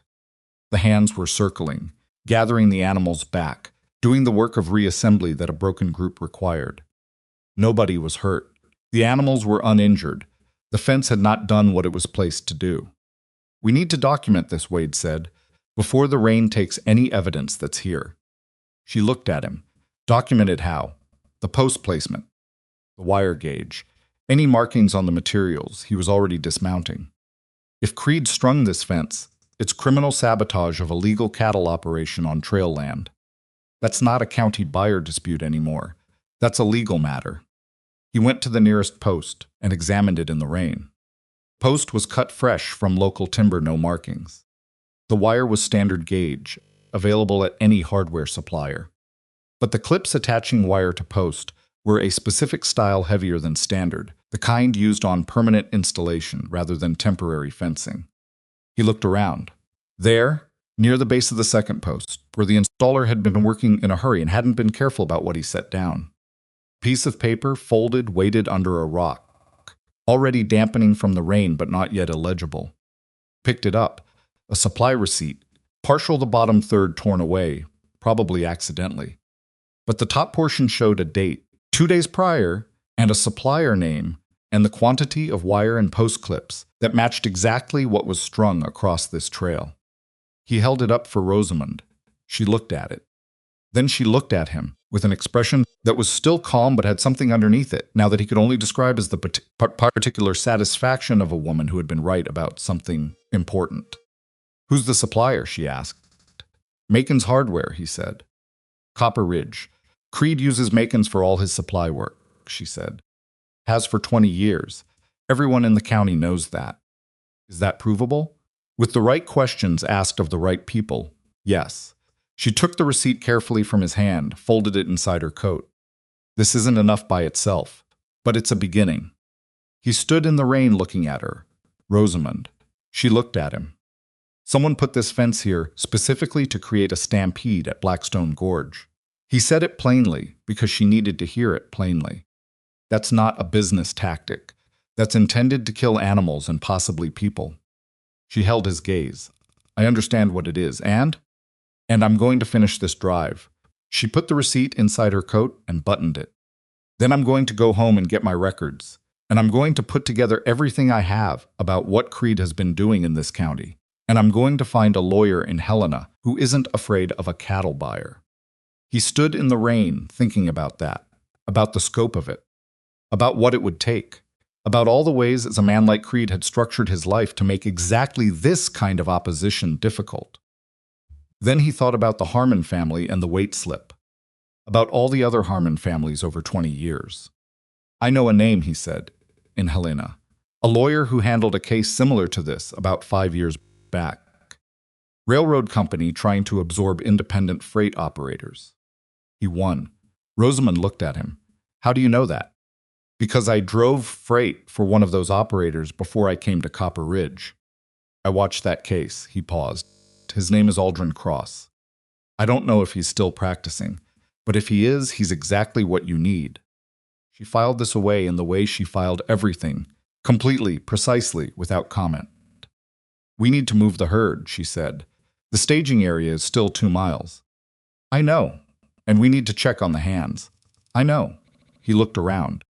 Fisk, Garrett, Duval, Seps all visible, all accounted for, all in the process of working the reassembled herd back into order. The rain was easing again as the front moved east. He was about to remount when Rosamund's voice came from beside him, quieter than before. Wade. Yeah, how far back was Tobin when we left? Question landed with a specific weight that he didn't understand for a fraction of a second. Then he did understand it, and he turned around and looked at the trail behind them. He'd checked. Before they'd moved onto the skid road, he'd checked the herd in order, the hands in place, nobody behind them who shouldn't be. But that was 3 hours ago, and Tobin was 11 years old and had a habit of repositioning himself to be useful. And the broken part of the herd, in the confusion of the thunder and the run toward the fence, had come from the rear third. His heart did something very specific and unpleasant. He looked at Rosamund. He wouldn't, he said, but he was already riding. He went back along the trail at a pace his horse didn't question, because horses knew urgency and responded to it, and he was urgent in every part of himself. The rain came sideways again, colder now that the front had passed, and the trail was muddy and the footing was imperfect, and he didn't slow down for any of it. He came back to the point where the herd had broken. He called out once. Nothing. He went further back to the entry of the skid road where the logging trail junction was. Nothing. Then he heard it. Not a voice, exactly. A sound something between a shout and a sound of impact, muffled by the rain and the trees, coming from his left, off the trail, downhill from the main path. He stopped his horse. The sound came again. Below the trail, where the ground sloped away through scrub timber toward the drainage, at the base of the ridge, something was moving. Not cattle, the sound was wrong for cattle. And then through the rain and the trees he saw the shape of it, a horse, one of Silver Willow's working horses, that Tobin had been seen riding that morning, standing against a section of collapsed old timber. Its reins tangled in the fallen branches. Its body turned sideways in a way that said it was working hard to stay still rather than naturally at rest. And between the horse and a large fallen section of old trail-edge timber, barely visible in the poor light and the rain, something that was too small to be an adult and was not moving. Wade was off his horse before it fully stopped. The slope was slick and steep, and he went down more than he walked, grabbing at brush to control his descent, mud on his hands and his knees before he'd gone 20 feet. He could hear himself making sounds that were not words the specific sounds a parent makes when their child is hurt, and they haven't yet been able to assess the damage. He reached Tobin. The boy was conscious. That registered first, and everything in Wade that had started to collapse reorganized around that single fact. Conscious. Eyes open looking at him. "Papa," Tobin said. His voice was thin and strained. "I think my leg is stuck." Wade looked. The fallen timber old, heavy. A section of the original logging trail's edge support that had rotted and collapsed, at some point in the past decade, had come down on the slope above Tobin and caught him against a secondary log, pinning his left leg from the knee down. Not crushing, the main log had hit the secondary first and bridged slightly, leaving a space but pinned. Tobin couldn't move it. "How bad does it hurt?" Wade asked. His voice came out steadier than he felt. "Pretty bad," Tobin said, which from a boy who'd broken a finger 2 years ago and not mentioned it until the next morning meant it hurt considerably. "Can you feel your foot?" A pause. "Yes. Good, that's good." He examined the timber rapidly. The main log was large, thicker than his body, old growth, waterlogged and heavy. Moving it from this angle, on this slope, in this mud, by himself was not something his body was capable of doing. He needed more than one person, and he probably needed a rope. He looked up the slope. His horse was visible at the top. Rosamund's horse was not. Then he heard her. She was already on the slope, coming down through the scrub timber with a coil of rope over one shoulder, moving as fast as the terrain allowed, and her face when she reached them did something brief and unguarded before it settled back into the functional expression. She looked at Tobin. "Hey," she said. "Hey," he said. "We're going to get you out." Not a question, not a reassurance. A statement of operational fact. "The main log," Wade said to her quickly. "If we can shift the upper end eastward, it'll rotate off the secondary. But I need the leverage from uphill, and I can't." "I have the rope," she said. "I'll go above and anchor it to my horse. You work from below." She looked at the geometry of the situation with the rapid spatial assessment of a woman who'd grown up on a working ranch. "When I pull the upper end, pushed the secondary log away from his leg. If both happen simultaneously, we create enough movement. The slope is slick. If the anchor doesn't hold, it'll hold. She met his eyes briefly. Trust me on my horse, she went. He positioned himself beside Tobin, one hand on the secondary log, one eye on the slope above. He could hear her moving above the timber line, hear the brief sounds of rope work, the murmur of her voice talking to her horse in the low, no-nonsense tone she used with animals. Papa, Tobin said. Yeah, I followed, I'm sorry. I wanted to be useful. Wade looked at his son's face, mud-covered, pale from pain, still trying to get ahead of the scolding he expected. We'll talk about it later, Wade said. Right now I need you to be still. I'm being still, I know, from above ready. He got both hands on the secondary log and found the best footing available, which was not great, and dug in. The upper end of the main log shifted. He felt it before he saw it shudder through the timber seat, the creak of waterlogged wood under sudden tension. He pushed the secondary log with everything he had, and it moved not far, not cleanly, but enough, just enough, and Tobin made a sharp sound and pulled his leg free in the 6 inches of space that opened, and the log came back down with a sound that shook the ground. Tobin pulled both knees to his chest and sat up.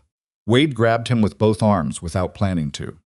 He held his son in the mud on the slope of a Montana mountain in the rain, and Tobin, who was 11 and did not cry, who had his mother's quiet toughness and his father's determination not to show weakness, held on with both hands and didn't let go for a long time. When he finally sat back, his face was composed again, or trying to be. My leg's okay, Tobin said, sore. But okay. Let me see. Wade ran his hands over the boy's shin and ankle with the practical assessment of a father who'd set improvised splints before. No break. Deep bruising, probably, the kind that would color impressively over the next few days. But nothing structural. He looked up the slope. Rosamund was picking her way down toward them, her horse following carefully at the end of the rope. She reached them and looked at Tobin's leg. Can you walk? She asked. Yes, Tobin said. He tried it and winced but didn't buckle.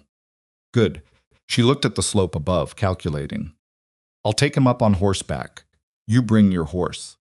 She helped Tobin up the slope with the brisk, non-fussy efficiency she brought to emergencies, and Tobin bore it with equal efficiency, not complaining about the leg, not complaining about the cold, not complaining about anything except that he'd dropped his hat somewhere in the collapse, and he didn't know where it had gone.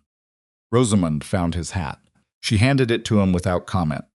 He took it, and for just a moment, before he put it on, he looked at her with an expression that was not anything an 11-year-old would have words for, but that his father recognized with a complicated clarity, gratitude, and something larger than gratitude. The specific feeling of being seen by someone who hadn't had to look. When they got back to the trail, the hands had the herd together and moving. Seps gave Wade a look. Wade gave him a nod. The understanding passed between them with no wasted language.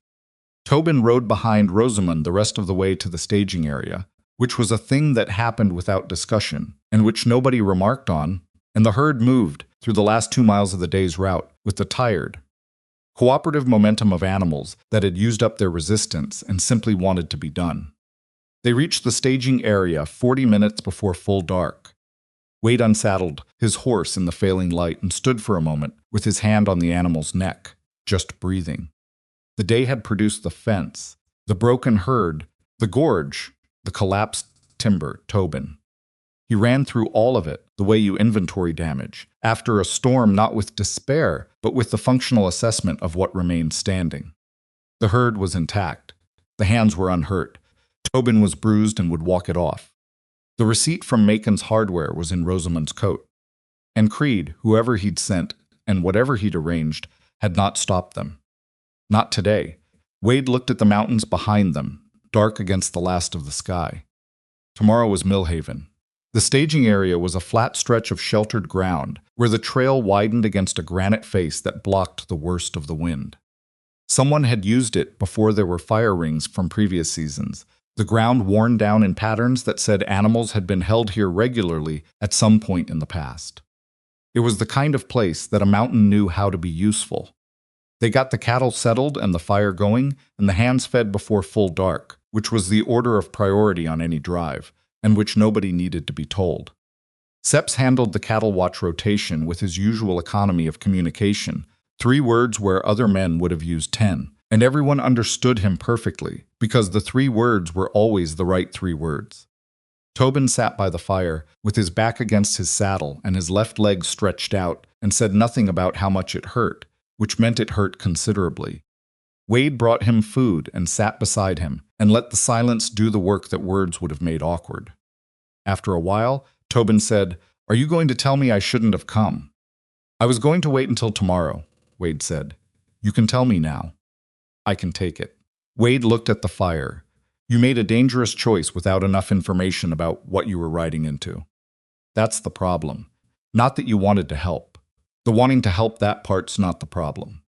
Tobin absorbed this. "The leg is fine," he said. "I checked the movement.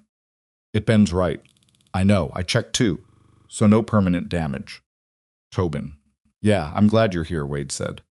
"I'm also going to be very clear with you about what the word no means when I say it, going forward." His son was quiet for a moment. "Fair," he finally said. Rosamund came and sat on the other side of the fire with her own food and her own coffee and her coat pulled close. She'd said very little since they'd reached the staging area, not withdrawn, exactly. But in that processing place she went after difficult things, working through what had happened and what it meant and what came next. She looked at Tobin. "How's the leg?" "Fine," Tobin said. She looked at Wade. He gave her a small nod that confirmed, "Fine enough." She returned to her coffee. Fisky was across the fire, and he cleared his throat in the way of a man who has something to say and is deciding whether to say it. "That fence," he said. "The one at the gorge." Everyone looked at him. "I've seen that wire before," Fisky said. "The clips on it." Creed's men used that particular style on all his permanent boundary work. "I spent 2 seasons working his operation before I came to Silver Willow." "That's his wire." Silence around the fire. "You'd be willing to say that?" Rosamund asked. Quiet. Direct. Fisk looked at his hands. He was 28, and this was not a small thing she was asking him to be willing to do. Orson Creed had a long memory and a county-wide network, and the disposition of a man who considered betrayal a category of debt that had to be repaid. "He almost put cattle over that gorge," Fisk said. He stopped. His eyes went briefly to Tobin. He didn't finish the sentence. "Yeah," he said, "I'd say it." Something in Rosamund's expression shifted, just slightly. "Thank you, Fisk." The fire cracked. The cattle moved in the dark at the edge of the firelight. Somewhere above them, the wind was moving through the high timber with that particular sound mountains make when the worst weather has passed, and what remains is just cold, which was fine. Cold they could work with. Wade lay back and looked at the sky and thought about tomorrow. Millhaven was another half-day's drive from the staging area. The terrain from here was gentler lower elevation, more open ground, the trail wide enough for standard management. The physical difficulty of the drive was largely behind them. What remained was the negotiation itself, which was its own kind of terrain with its own kind of obstacles. He knew enough about cattle contracts to know what Rosamund needed to walk into that meeting with. She needed her numbers to be unimpeachable. She needed the herd's condition to speak for itself. And she needed to be in the room not as a woman asking for a favor, but as an operator presenting a business case that served the buyer's interest. Because that was the only framing that worked reliably with the kind of men who made major purchasing decisions. He'd thought about whether to offer his read on this. She knew her business better than he did, in most respects. But there were specific things about how cattle buyers in Millhaven operated that he'd picked up in his years of working livestock across the territory, and he didn't know if she'd had direct exposure to this particular buyer's organization. He decided to mention it once. Her call after that. "The Millhaven buyer," he said. "His name Grove," she said. "You've met him. Once. At a territorial fair 3 years ago. He was polite and not particularly memorable, which I took as a good sign. Men who want to take advantage of you are usually very memorable. He has a preference for dealing with the operation owner rather than intermediaries," Wade said. "And he responds well to specificity, not general numbers, specific ones. Weight by class, feed cost per head per week, pasture capacity data. The more granular the documentation, the more comfortable he is. Rosamund looked at him across the fire. How do you know this? 'Cause the man I drove freight for before Copper Ridge had a brother who sold cattle to Hargrove for 6 seasons. He talked about it enough that I retained it. She was quiet, processing. Then Elsie's weight records. Yes, the reorganized format she used separates exactly by weight class and age group. She set her coffee cup down. She didn't know that was what was needed. She just thought it was cleaner. She's 8, Wade said, and she thought it was cleaner. Rosamund almost smiled again. It was the same almost smile as before, the one that knew itself and didn't need to go all the way to be understood. I'll use her format for the presentation, Rosamund said. She should know it mattered. Tell her when we get back. I will. The fire went lower. The hands drifted toward sleep. Seps took the first cattle watch without being asked, because that was what Seps did, and nobody thanked him because nobody needed to. Tobin was asleep before the fire was half down, which told Wade more about how much the leg hurt than anything his son had said. Pulled the boy's blanket up and let him be. He looked at Rosamund. She was still awake, still by the fire, but her eyes had gone to the middle distance that said she was somewhere inside her own thinking. What is it? He asked. She came back from wherever she'd been. My father used to say that the hardest part of running a ranch isn't the physical work. It's making decisions when you don't have enough information and then living with them either way. He sounds like he was a practical man. He was. She paused. He would have liked you.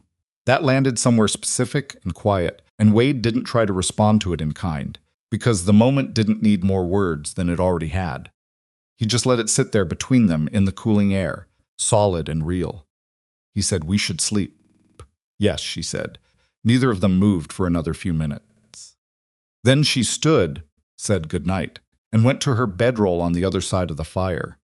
And Wade lay back and looked at the hard Montana stars and thought about all the ways tomorrow could go, and eventually stopped thinking about it and let the tiredness take over. They moved at first light. The morning was cold and clear, the sky that specific shade of winter blue that the mountains produced after a storm passed through cleaned, as if the weather had scrubbed it. The cattle came out of the staging area in better order than they'd gone in, which was sometimes how it went. Animals that had used up their resistance the day before occasionally settled into a kind of exhausted cooperation that made the following day easier. Tobin rode. His leg was stiff, and he favored it slightly in the saddle, but he rode with competence and without complaint, and Wade watched him from the flank position and felt that complicated compound of pride and worry that apparently had no expiration date. The last half-day's drive was the smoothest section of the entire route, which felt like the mountain's way of delivering contrast. 2 days of difficulty, followed by this clear, open, almost easy morning. Trail wide, and the footing firm and the animals moving with the reliable momentum of a herd that has found its rhythm.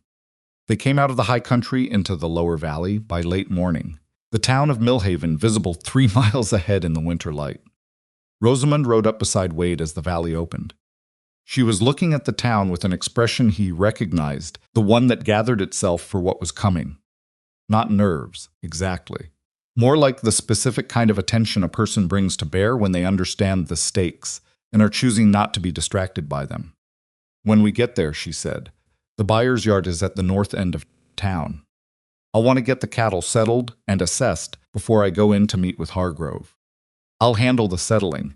You take Fisk, he knows the counts. And having a second person in the room who knows the numbers is useful. She considered this. You should be in the room. My presence in the room is complicated right now, he said. Creed's story is that I'm influencing your decisions. Having me present in the negotiation confirms that story for anyone who's heard it. She looked at him directly. I don't care what Creed's story says. I know. But Hargrove might have heard it. And you don't want the first thing he's thinking about when you sit down to be whether the man beside you is running a game. She was quiet for a moment. She didn't like it, and she didn't pretend otherwise. Fine, she said. Fisk, he agreed, and your documents.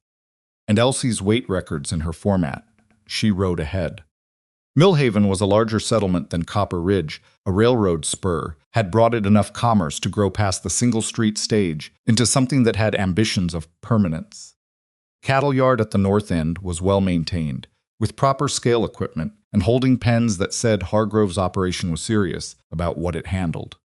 Hargrove's foreman came out when they brought the herd in a stocky, experienced man who looked at the cattle with the particular evaluative eye of someone who'd been doing this long enough that his opinions had stopped being opinions and become facts. He walked the perimeter of the holding pen without speaking for 4 minutes. Then he said, "Good condition for a February drive." "Thank you," Rosamund said. "Route was rough this year?" "Parts of it." The foreman looked at her without visible judgment and without the particular quality of patronizing attention that Wade had seen some men bring to conversations with women about livestock. He was, apparently, simply a man who looked at animals and assessed them. "Mr. Hargrove's in the office," he said. "He's expecting you." Rosamund took Fisk and her document case and went. Wade settled the cattle with Garrett and Duvall and Seps and kept his mind on the practical work, which was where it needed to be. Tobin worked beside him. They cleared and checked the pen, verified the count, checked water access. Wade's hands were busy, and his mind was half in the buyer's office 3 buildings away, which he managed by refusing to let it be more than half. An hour passed. Then another. Garrett found reasons to stay near the front of the yard where the office was visible. Duvall pretended to check equipment that didn't need checking. Even Seps, whose relationship with waiting was normally the most peaceful of any of them, moved with slightly less economy than usual. Tobin said, "Is it supposed to take this long?" "Depends," Wade said. "On what?" "On whether they're arguing or agreeing." "Which one is longer?" "Usually agreeing takes longer," Wade said. "Because agreeing means getting the details right, and details take time. Arguing tends to be shorter because one person walks out." Tobin absorbed this. "So longer is probably better." "Usually." The office door opened at the 2-hour mark. Rosamund came out first. She walked across the yard toward them with her document case under her arm and her coat buttoned, and her face arranged in the expression Wade had come to understand as her version of very controlled relief. Absence of tension from places where tension had been. Stopped in front of him. "We have a contract," she said. He waited. 3-year term, she said. Annual delivery. Minimum quantity guarantee. Price per hundredweight. That is 18% above what Creed's buyers offered last season. She paused. Hargrove also expressed interest in extending to 2 additional independent ranchers from our county if they can meet the quality standard. Wade looked at her for a moment. 18%, he said. "He verified our weight records himself," she said. He said, and I'm quoting directly, he said our documentation was the cleanest he'd seen from an independent operation in this territory. She paused again. He asked about the recording format. I told him my 8-year-old developed it. Wade felt something loosen in his chest that had been tight since the fence at Blackstone Gorge. "What did he say to that?" he asked. "He said she should consider a career in livestock operations." Rosamund looked at him with that direct attention of hers, and underneath the functional calm there was something else moving, something warm and real and not entirely manageable, which for Rosamund was the equivalent of an open declaration. "We should get the cattle settled for the night and start back tomorrow." "Yes," he said. And Wade, "Yeah, thank you." She said it simply and completely, no embellishment. "For the drive, for the route, for the receipt from them." A pause. "Tobin." He held her gaze. "You did the hard part on Tobin." "We did it," she said, and walked past him toward the foreman to begin the cattle transfer documentation. The ride home took 2 days. The return route was the main trail, no point in the logging road now, the sabotage having been rendered irrelevant by success, and besides, they needed to see clearly what Creed's men had installed along the main path so that Rosamund could document it for the legal case she was building. They found 3 places where fencing had been altered or temporary obstacles installed in ways that would have complicated a drive using the standard route. Fisk photographed the evidence in the way of a man who has decided to be useful and is going to be thorough about it. Rosamund recorded everything in the small field notebook she carried. Tobin's leg had loosened up enough by the second day that he rode without favoring it. though Wade noticed him shift his weight occasionally when he thought no one was watching. They came through Silver Willow's north gate late on the second afternoon. Elsie was in the yard before the gate was fully open. She stopped herself from running at the last moment, the way children do when they've decided running would look undignified, and walked quickly instead, which achieved essentially the same speed. She assessed Tobin immediately, the way a younger sibling assesses an older one who has been in trouble, thorough, slightly accusing, relieved. "What happened to your leg?" she said. "Fell," Tobin said. "You didn't fall. Marta heard from Jameson, who heard from it. Doesn't matter." "What happened?" "I'll tell you later. Tell me now." "Elsie," Wade said. She looked at him. Then she looked at Rosamund, who had dismounted and was handing her horse to Garrett, and she must have read something in Rosamund's face because her own face shifted from interrogating to something quieter. "Did it go well?" Elsie asked. She was asking both of them, but she was looking at Rosamund. "It went well," Rosamund said. Elsie nodded. One small, satisfied nod, the exact expression of a person who had expected this outcome, and was glad to have it confirmed. "Marta made a roast," she said, and walked back toward the house. The evening was almost normal, almost because there was the weight of everything that had happened on the trail, which sat with all of them differently. Tobin ate 3 plates of food and didn't complain about his leg even when he stood up too fast, and clearly regretted it. Elsie had questions about the drive that she asked, in the measured way she asked things, one at a time, waiting for a complete answer before moving to the next. She got to the fence at Blackstone Gorge eventually. "Someone put it there on purpose?" she said. "Yes," Rosamund said. "Creed, we believe so. We have some evidence." Elsie was quiet for a moment. "What happens to people who do things like that? If the evidence is sufficient and the right lawyer handles it," Rosamund said, "they face consequences in a court of law. Is the evidence sufficient? We're working on making it so." Elsie appeared to accept this as a reasonable operational status update. "I want to help," she said, "with the documents. I can help organize them." Rosamund looked at her. "I was going to ask you to." Elsie nodded again, that same compact satisfaction, and finished her supper. The days that followed were a different kind of busy, not the physical urgency of drive preparation, but the sustained, detailed work of building a legal case from the ground up. Rosamund wrote to Aldrin Cross and Helena using the name Wade had given her, and Cross wrote back within the week expressing interest and asking for a preliminary summary of evidence. The letter back was competent and direct, and asked exactly the right questions, which Rosamund took as confirmation. Cross arrived at Silver Willow 12 days after the drive. He was a spare, angular man in his mid-50s, with the watchful quality of someone who had spent decades in rooms where what people said and what they meant were routinely different things. He listened to Rosamund's account with complete attention and no interruption, and when she finished, he sat with it for a long moment before saying anything. "The receipt alone is circumstantial," he said. "I know," Rosamund said. "Fiskey's testimony about the wire clips is corroborating but not conclusive. Creed's lawyers will argue he bought similar wire at the same supplier." "I know that too." Cross looked at her. "What else do you have?" 20 years of fraudulent livestock weights in this county," she said, "affecting at least 30 independent ranching families that I can identify. I have 3 of those families prepared to provide documentation. I have Wade Hollister, who witnessed direct manipulation at the Copper Ridge Livestock Yard. And I have records of retaliatory eviction and employment interference that followed that witness account." Cross absorbed this. His expression didn't change significantly, but something in it recalibrated.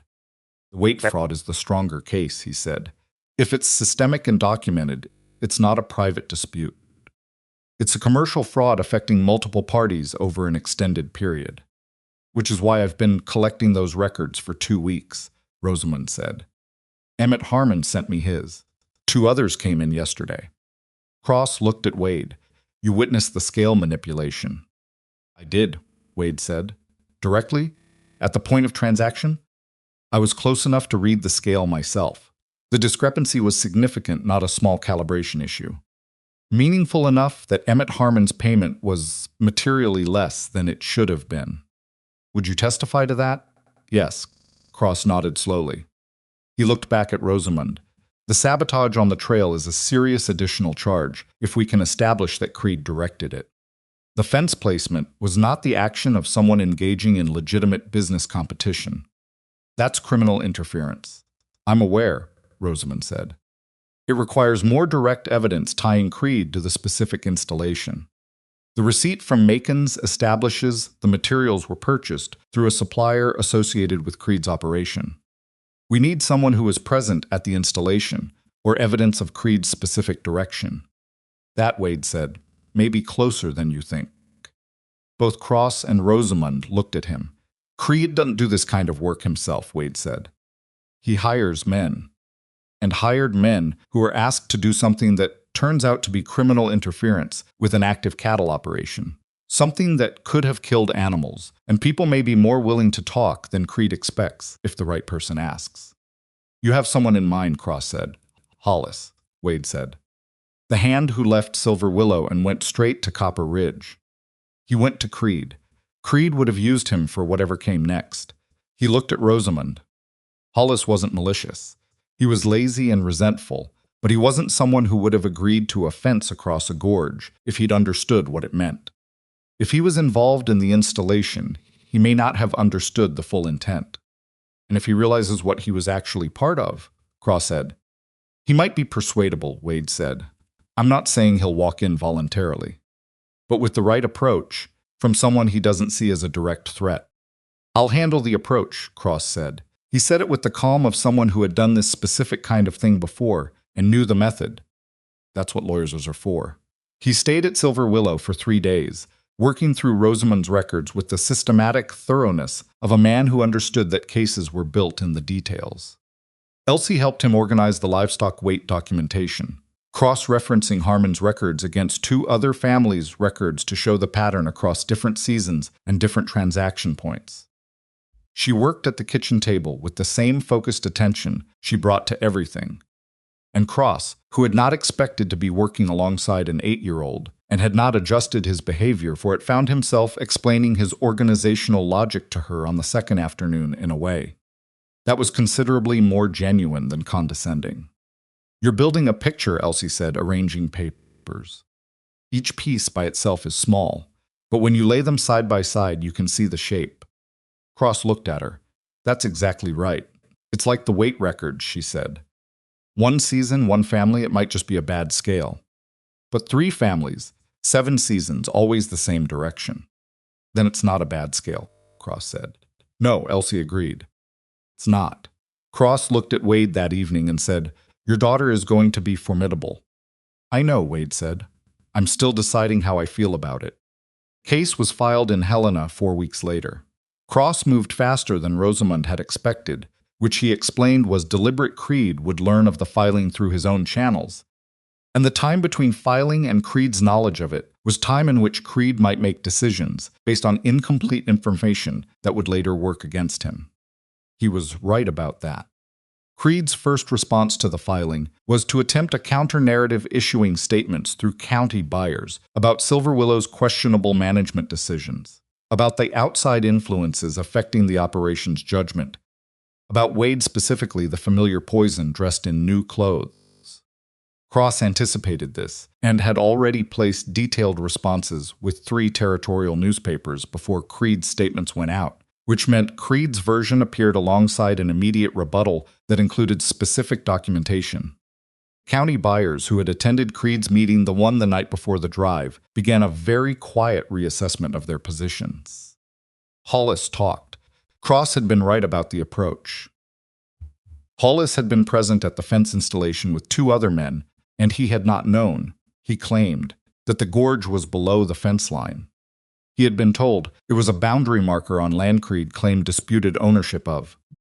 When the drive's outcome became clear, and when Cross laid out what Hollis had actually been part of, the conversation apparently became productive quite quickly. Hollis's account provided the direct connection from the fence to Creed's specific direction. Combined with the receipt from Macon's and Fiskey's testimony, Cross called it sufficient. Wade heard all of this through Rosamund, who got regular letters from Cross. He read them with her at the kitchen table in the evenings. After supper, the children nearby. The legal progression was slow and specific, and utterly unlike the explosive confrontation that stories about men like Creed usually move toward. There was no single dramatic moment. There was documentation, and testimony, and legal arguments in rooms Wade never saw, and the patient accumulation of fact against fact until the weight of it became impossible to ignore. Creed's monopoly did not collapse in a day. It eroded, which was actually worse for Creed, because erosion gave him enough time to see it coming, and not enough power to stop it. Suppliers reconsidered relationships. Buyers who had depended on his network began exploring the independent options that Silver Willow's Millhaven contract had demonstrated were viable. 3 ranching families that had been selling through Creed for years made direct contact with Hargrove. Emmett Harmon was the 4th. He came to Silver Willow in person, for that drove out on a Tuesday morning in early spring, hat in hand, and asked to speak with Rosamund. She received him in the main room, Wade present but unintrusive, and Emmett sat with the complicated dignity of an old man who has come to say something he should have said a while ago and knows it. "I want to thank you," Emmett said, "for what you're doing. For the case." He paused, "And I want to apologize to this man here. For the yard that day." He looked at Wade directly. "I signed the slip. I knew something was wrong and I signed it anyway, and then I watched them drive you away from Copper Ridge and I said nothing." Wade looked at Emmett Harmon. The old man's hands were on his hat, working the brim in the way of someone who has carried something long enough that the weight of it has become physical. "You were scared," Wade said, "and you didn't have any margin for being wrong about what happened next." "That's true," Emmett said. "It's still the wrong thing." "Yes," Wade said. "It is." He said it without harshness because there wasn't any in him for this man. "You're here now." Emmett nodded. He sat with that for a moment. Then he said, "I've got 6 seasons of records. Every transaction through Creed's yard. Every weight slip. If your lawyer can use them." "He can," Rosamund said. "Then he can have them." Emmett stood, put his hat on. "I'll bring them tomorrow." He drove away down the Silver Willow Lane, and Wade watched him go from the porch, and felt something that was not quite resolution but was adjacent to it, the particular quality of a wrong that has been named, which is not the same as being undone, but is still meaningfully different from remaining unnamed. Spring came to the mountain county the way spring came to high country reluctantly, in increments with setbacks that felt personal and advances that felt provisional. The snow came off the north-facing slopes last, as always, and the first mud of the season was the particular deep mud that threatened wagon axles and tested the patience of every living thing that had to navigate it. Silver Willow's cattle were in good condition coming out of winter. The Millhaven contract created forward-planning certainty that changed the entire character of spring operations. Knowing what the fall delivery would look like meant knowing what to prioritize now, and that clarity ran through every decision from grazing rotation to equipment maintenance. Wade was deep in spring fence work on the eastern pasture, the same section he'd reset posts in his first weeks at the ranch, on an afternoon in late April, when Rosamund came out to find him. He saw her coming across the field and knew immediately from her walk that something had happened. Not emergency, her walk in emergency was faster and more direct. This was different, purposeful but contained. She stopped at the fence line. "Crossroad," she said. He waited. "The territorial court has issued a preliminary ruling on the fraud case. They've found sufficient cause to proceed to full hearing." She held the letter. "Cross says this level of ruling, at this stage, almost always indicates the court's direction on the final decision." He set down the fence tool he was holding. "What does that mean for Creed specifically?" "It means the fraudulent weight practices are now a matter of public court record, regardless of what happens in the final hearing. Every contract he holds in this county is now under scrutiny." She paused. "2 of his major suppliers have already suspended their arrangements with him pending resolution." Wade thought about this, about the slow, specific, grinding way justice sometimes actually worked when it worked. About Emmett Harmon's hat being worked between old hands. "And the sabotage charge?" he asked. "Separate proceeding. But Cross is confident, given Hollis's testimony and the material evidence." She folded the letter. "Wade, it's over. Not finished legally, that will take months more. But over in the sense that Creed cannot recover from this in this county. He stood at the fence line in the spring mud, with the mountains behind the ranch and the light coming across the valley the way it came in. Late April, lower and warmer than winter, but not yet summer. Still with that quality of something just beginning rather than fully arrived. "Your father built this ranch," he said. She looked at him. "You kept it," he said, "against everything Creed threw at it. Against the rumors and the pulled contracts and the fence at the gorge. You kept it. We kept it," she said. He held her gaze. That was the word that had shifted something between them, the same word she'd used on the mountain, talking about Tobin. "We. Not I, not you. We, Rosamund," he said. "Wade," she said. And then they stood at the fence line in the spring mud, with absolutely nothing left between them that needed to be handled first. And it was Wade who closed the remaining distance. And it was Rosamund who met him exactly halfway, which was the only way either of them had ever done anything that mattered. And the kiss was not perfect. His hat brim bumped her forehead, and they both adjusted, and neither of them said anything about it, which was exactly right. When they separated, she looked at him with that direct attention of hers, and there was something in it that he hadn't seen before, not new, exactly, but acknowledged. Something that had been there a while and was now simply allowed to be visible. "The eastern fence posts," she said. "I'll finish them tomorrow," he said. "Good." She tucked the letter inside her coat. "Supper's at 6. She walked back toward the house. He watched her go, and then he picked up the fence tool and went back to work, because that was what you did on a ranch in late April.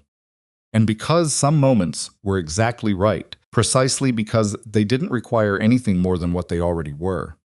He finished the fence section as the light was changing, and walked back across the field, and went inside. Tob was at the kitchen table. Elsie was beside him, showing him something in the record books with the patient authority of someone explaining an obvious thing to someone who should already understand it. Marta was at the stove. Rosamund was in the office doorway, talking to Cross's most recent letter with the focused attention of a woman who reads correspondence the same way she does everything else completely, without half measures. It was, Wade thought, standing in the doorway, an ordinary evening. He was not sure he had ever been more grateful for anything in his life. He hung his hat and coat, rolled up his sleeves, and asked Marta what needed doing before supper. The weeks after the preliminary ruling had a different texture than anything that had come before them. Not easier, exactly. A ranch in late spring didn't ease it, shifted into a different kind of demanding, trading the cold weather urgency of keeping animals alive against the elements for the warmer weather urgency of making the most of every good day before the season turned again. There was always fence, always water management, always the 10,000 small decisions that a working operation generated and that had to be made by someone with enough knowledge to make them correctly. But the particular weight that had been sitting over Silver Willow since before Wade arrived, the weight of Creed's maneuvering, of the rumors, of the contract uncertainty, of the question of whether the ranch could hold its ground against a man who had spent 2 decades making holding ground against him. Very difficult that weight had shifted, not vanished, but changed in quality, from the kind that crushes to the kind that you carry differently once you understand it won't kill you. Wade noticed it in small things. Fisk laughing at supper without the slightly guarded quality he'd had all winter. Garrett taking on extra work voluntarily rather than doing the minimum and watching to see whether Silver Willow was a place worth investing himself in. Seps, whose emotional landscape had always been somewhere between stoic and geological, occasionally offering an opinion about ranch operations that went beyond the 3 words he considered standard. He noticed it in Rosamund too, though with her, it was always subtler. She had always worked hard, that was not new. But there had been an element in her work before that he recognized now by its absence, the way you sometimes only understand what a sound was when it stops.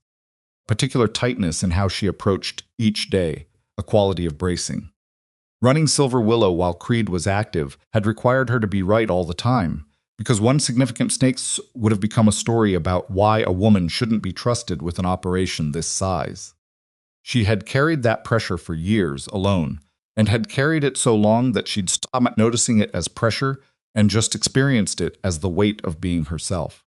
She noticed its absence now. Wade saw her sit with her coffee one morning in early May, not reading, not reviewing documents, just sitting and look out the window at the yard coming alive with spring light. And there was something in her face that was simply present in a way it hadn't always been. He didn't say anything about it. There was nothing useful to say.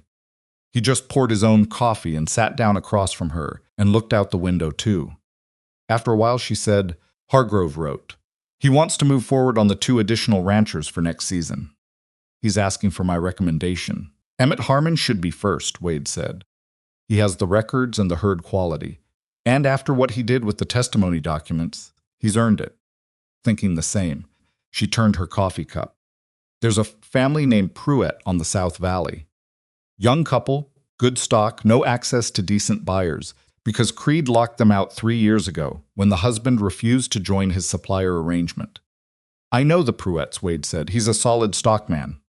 "She handles the books. Similar to us then," Rosamund said. She said it without particular weight, but the U.S. sat in the air between them, with a comfortable solidity that would have been impossible 4 months ago. Wade heard it and let it be what it was. "I'll draft the recommendation letters this week," she said. "Good." The legal proceedings moved forward through May with the slow accumulation that Cross had promised, and that no one fully adjusted to even knowing it was coming. There was a formal hearing scheduled for late June in Helena, which Cross said was largely procedural. At this point, the preliminary ruling had established the court's direction clearly enough that what remained was the official record-making rather than genuine uncertainty about outcome. Creed had hired lawyers from outside the territory. Cross mentioned this without visible concern, which Wade took as informed rather than careless. Outside lawyers in a territorial court proceeding, Cross wrote, frequently underestimate how much local context matters. A judge who has lived and practiced in this territory for 20 years understands what a county cattle buyer's monopoly means for ordinary ranching families in a way that a lawyer from a large city will spend considerable time failing to adequately represent. Wade read this letter to Rosamund on the porch after supper. She listened without comment and then said, "I like Cross." "He's good at what he does," Wade said. "He's also right."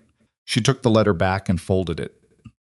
Creed never understood that either, that the people he was dealing with weren't abstractions. They were specific people in a specific place, with specific knowledge of what his practices had cost them. She paused. That's what made the weight fraud so comprehensively stupid as a long-term strategy. You can control people with economics for a while, but eventually, someone adds up the numbers and understands exactly what was taken from them. Emmett Harmon added them up, Wade said. Emmett Harmon always knew, Rosamund said. He just needed to know he wasn't the only one. That was something Wade turned over in the days that followed, because it was true in a way that extended well past Emmett and cattle weights. People endured things alone that they would not have endured if they'd known others were enduring the same thing. The isolation was as much a tool of control as the economics keep people from comparing notes, keep them uncertain whether their experience was unique or part of something larger, and you kept them manageable. Creed had understood this. He'd been careful about it for 20 years. What he hadn't planned for was a woman who kept records, and a cowboy who wouldn't keep his mouth shut in a livestock yard, and an 8-year-old who could see the shape of a pattern when she laid the pieces side by side. It was Tobin who brought up the packing first. He came to Wade one evening. In early June, the long summer evenings had arrived, the sky still holding light at 8 o'clock, the ranch settling into the slower rhythm that came when the day's work was done, but dark hadn't yet called a halt. Wade was at the equipment shed, doing the small maintenance work he preferred to do at the end of the day, when the urgency was off, and the hands were elsewhere, and he could think while his hands were busy. Tobin sat on a workbench and watched him for a while without saying anything. He was 12 now. His birthday had passed in May, marked by a supper that Marta had cooked with obvious care and that Elsie had decorated with a hand-drawn banner that Tobin had pretended to find embarrassing, while clearly not finding it embarrassing at all. 12. Wade still did the accounting sometimes, measuring the boy against his memory of the small person he'd been and the space between the two. Papa, Tobin said. Yep, are we going to stay? Here, I mean. At Silver Willow. Wade didn't answer immediately. His hands kept working. What makes you ask? He said. Because the Creed thing is almost done, Tobin said. And before, There was always something that needed doing. Some reason. But now it's almost finished, and I've been thinking about what comes after. What have you been thinking? Tobin looked at the equipment on the wall in front of him. He had his mother's way of organizing his thoughts before he said them, which meant what came out was usually close to what he actually meant. I don't want to leave, he said. I want to say that first. I'm not asking because I want to go. I'm asking because I don't know if you think we should. He paused. And I think Elsie doesn't know either, but she's not going to ask you directly because she's afraid of the answer. Wade set down what he was holding. He looked at his son. Tobin met his eyes with a directness that had always been one of his most defining qualities. He'd been doing it since he was 4. Looking at things straight on, even when looking away, would have been more comfortable. Your sister's afraid of the answer, Wade said. Yes. Are you? Tobin considered this with honest care. I'm afraid you're going to decide we should go because you think it's the right thing to do, not because you actually want to. Wade sat down on the workbench across from his son. It was a fair assessment. It was, in fact, an accurate one. Because Wade had been doing exactly that thinking, the kind of thinking that dressed itself up as principle, but was actually a more complicated mixture of principle and fear, and a man's lifelong habit of not taking things he hadn't fully earned. He had been running a quiet argument in his own head about what Silver Willow and Rosamund deserved, and what he had the right to want, and whether wanting something strongly was a reliable indication that you should have it. And the argument had not resolved cleanly, because these arguments rarely did. I do want to stay, Wade said. Tobin waited. Wade started. Stopped. Tried again. You know what happened in Copper Ridge. You know the version of it where I came out looking like a man who'd lost everything. That story follows a man. It attaches to him. I don't want it attaching to this place. Story is changing, Tobin said, because of the case. Because of Millhaven. Everyone knows what Creed did. Some people's memories are longer than that. Papa. Tobin's voice had something in it that was not quite impatience, but was adjacent to it. Emmett Harmon came to this house and apologized to you in front of Miss Hale and me and Elsie and Marta. The man drove out here specifically to tell you he was wrong. If Emmett Harmon can say that to your face, the story is done. Wade looked at his son, 12 years old. When did you get so clear about things, he said. I've always been clear, Tobin said. You just don't usually ask.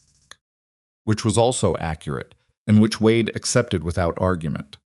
He didn't give Tobin an answer that evening, because the answer wasn't fully Tobin's to receive first.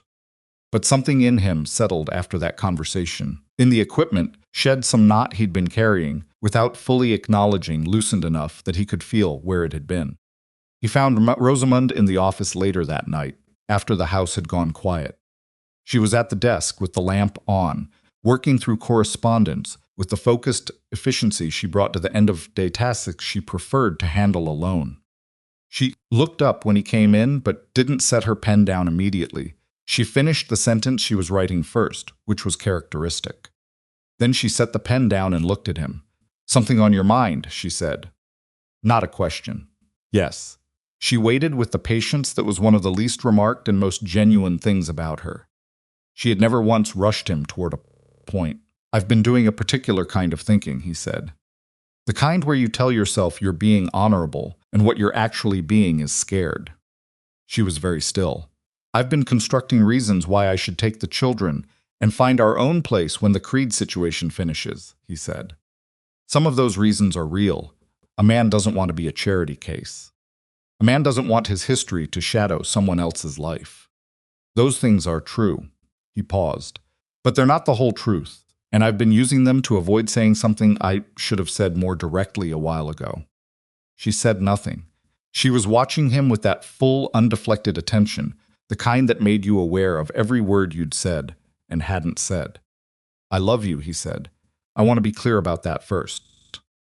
Not as a way of asking for anything, just as a true thing that should be said out loud. Something moved in her face. Not surprise, more like relief, which was its own kind of answer. I'm not in a position to offer you much, he said. I have 2 children and a good reputation with horses, and whatever I've managed to repair of my name. That's it. Wade, she said. I know it's not Wade, her voice was firm without being sharp. Stop accounting. He stopped. She stood up from the desk. She didn't cross the room dramatically, she just stood, the way she did everything, with directness and without performance. I have a ranch, she said. I have more than enough money. I have all the things that people imagine make a life a complete, and that are, in fact, just the conditions in which a life can be built. She looked at him steadily. What I didn't have, what this house didn't have, for a long time was any of the things that actually make it worth coming home to. He looked at her. I'm not offering you Silver Willow, she said. And I'm not asking you to manage it, or oversee it, or any formulation of this that puts you in charge of something that's mine. I'm asking you to stay because this is where you belong. Because your children belong here. She paused. Because I would like very much to keep setting 4 places at breakfast for reasons that are not temporary. The lamp on the desk put light across half her face and left the other half in shadow, and she was not perfect looking in that light. Not the idealized version of herself that memory sometimes constructs. She was 32 years old and tired from a hard spring, and her hair was coming out of its pins, and she was the most real person he had looked at in years. Rosamund, he said. Yes, she said, before he asked. Just yes, the way she decided things. He covered the distance between them, and she met him the same way she'd met him at the fence line, exactly halfway, because that was who she was, and he wouldn't have wanted it any other way. He didn't have a ring. That bothered him, more than it bothered her, which she told him directly the following morning when he mentioned it. She said a ring was something they could attend to when they were next in Millhaven, and that she didn't require the ring to know what she'd agreed to, and that if he tried to delay the practical matter of telling the children with a ring as the excuse, she would find it genuinely irritating. Told her he would not delay. He didn't. He told Tobin and Elsie at breakfast. Rosamund sat beside him, which was its own form of statement. Tobin went quiet for a moment, the processing stillness. Then he looked at Rosamund with 12-year-old directness and said, "You're sure?" "Completely," she said. He nodded once. The same compact nod Elsie used for things she'd decided were correct. They'd apparently picked it up from each other, or possibly from Rosamund herself. "Good," he said, and went back to his breakfast. Elsie set her fork down. She looked at Rosamund for a long moment with the particular gravity of an 8-year-old who has decided that something is important enough to give it her complete seriousness. Then she said, "I already think of you as mine. I just didn't know if I was allowed to say it." Rosamund was quiet for a moment. Wade saw her swallow. "You're allowed," Rosamund said. Her voice was even. "Almost. You have been for a while." Elsie picked her fork back up and said, "Good." I didn't want to keep not saying it. Marta, at the stove, turned toward the window and stayed there for an interval that was longer than anything on the stove required. The hearing in Helena happened in late June. Cross had been right about the outside lawyers. Territorial judge, a man who had been practicing in this region for 23 years, and who had, as it turned out, family in a county adjacent to Copper Ridge, was not a man who needed the weight fraud explained to him in general terms. He understood specific terms, specific families, specific seasons, and what it meant over 20 years to take 5 or 8 or 12% from people who were already operating on margins that left no room for taking. The fraud ruling came in full. Creed was ordered to repay, with interest calculated at a rate the court considered appropriate, to every documented family that could be identified in the record. The number of families was 31. The total amount was significant enough that Creed's operation, which had been contracting in the months since the preliminary ruling as suppliers and buyers distanced themselves, could not absorb it without liquidating major assets. The sabotage charge resulted in a separate criminal finding. Creed did not go to prison. His lawyers managed to characterize his role as direction rather than direct participation, which was legally meaningful even if morally thin. But the fines were substantial, and the criminal record was permanent, and the county's understanding of who Orson Creed actually was had been established in court documents that would not disappear. He sold his remaining Copper Ridge assets before fall and left the territory. Wade heard this from Cross's final letter, which arrived on a Tuesday in August. He read it at the kitchen table and then put it down and sat with it for a minute. He felt less than he'd expected to feel. Not nothing, but less. He'd imagined, in darker moments during the winter, that hearing about Creed's actual end would feel like something larger relief or satisfaction, or some combustible mix of both. What he felt instead was quieter, more like the feeling of a long job finished, not exhilarating, just done. He showed the letter to Rosamund. She read it, set it down. "Cross will send the final accounting next month," she said. "The repayment distributions to the families." He mentioned that. She looked at the letter for a moment longer. "My father spent 10 years trying to break Creed's hold on the county's livestock trade. He died thinking it was impossible. He didn't have the right combination of people," Wade said. She looked at him. "He didn't have Emmett Harmon finally angry enough," Wade said. "He didn't have Fisk knowing which wire was which. He didn't have Cross or the drive to Millhaven or—" He paused. "Or Elsie's record system," Rosamund said. "Or Elsie's record system," he confirmed. She almost laughed. It was not a sound she produced often, which made it worth more when it came. "No," she said. "He didn't have any of that. They were married in September, beneath the cottonwoods at the south end of the Silver Willow yard, the same trees Wade had noticed his first morning at the ranch, when he'd gone looking at the operation before breakfast and found, under the surface of a wealthy ranch, all the things that were quietly going wrong.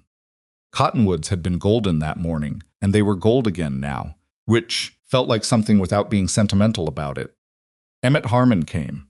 He sat in the front row with his hat in his hands, and his back straight, and his face carrying the particular expression of an old man, at a good thing relieved that it exists, aware of what it took to get there. The Pruitt family came, the young ranchers from the South Valley, who had their first Millhaven contract locked in for fall. Mrs. Pruitt cried, which she seemed surprised by herself. Fisk came and wore the only good coat he owned, and spent most of the time trying to look like he wasn't moved, which fooled no one. Seps came, said nothing, stayed the entire day. Cross came down from Helena, which Wade had not expected. He stood at the edge of the gathering with a glass of something and watched the proceedings with the quiet satisfaction of a man who builds things in courtrooms and occasionally gets to see what the building was actually for. Tobin stood beside Wade at the front. He'd asked to. The week before, in the same direct way, he asked for things, no preamble, just the question. Wade had said yes without hesitation. Tobin had nodded and gone back to whatever he'd been doing, but Wade had seen, in the half-second before the nod, the expression underneath the one that was not composed at all. That was just a 12-year-old boy, feeling something too large for his current vocabulary. Elsie stood beside Rosamund. She was wearing a dress that Marta had made for her, and she was holding her cloth rabbit in the hand that wasn't holding Rosamund's, and she was not crying. But the effort of not crying was visible in the particular set of her jaw that her father recognized as her mother's exact expression when Clara had been holding something in. The ceremony was short and plain. The words were the words, and the meaning was the meaning, and the cottonwoods moved overhead in the September light, and that was enough. There is a thing that people do not always say about hard seasons, which is that they change you in ways the good seasons cannot. Not damage that is a different thing, and damage is real and should not be romanticized. But there is a specific kind of knowledge that comes only from having stood at a gate in a snowstorm with nowhere to go, and 2 children depending on you, and having knocked anyway. From having chosen to say the true thing in the livestock yard even when you knew what it would cost. From having driven cattle through a mountain pass since February with a short crew and a forged fence waiting at a gorge, and come out the other side with the herd intact and the receipt in your coat and your boy bruised but breathing. That knowledge does not make a person better in the simple storybook sense. It makes them more specific, more themselves, less willing to pretend that things are easier than they are, and more certain, when things are genuinely good, that the goodness is real. Wade understood this in the way of a man who had not gone looking for any of it. He had not gone looking for a fight with Orson Creed. He had been standing in a livestock yard, watching an old man get cheated, and he had said something, and a chain of events had followed. That chain of events always produce each one generating the next. None of them entirely predictable, all of them leading here. To this yard, these cottonwoods, this woman. He had not been a hero at the livestock yard. He had been a man who said the true thing at a specific moment because saying the false thing had felt worse than the consequences. That is a smaller thing than heroism, and also somehow a more useful one because it can be repeated. Because it does not require exceptional courage or exceptional circumstance.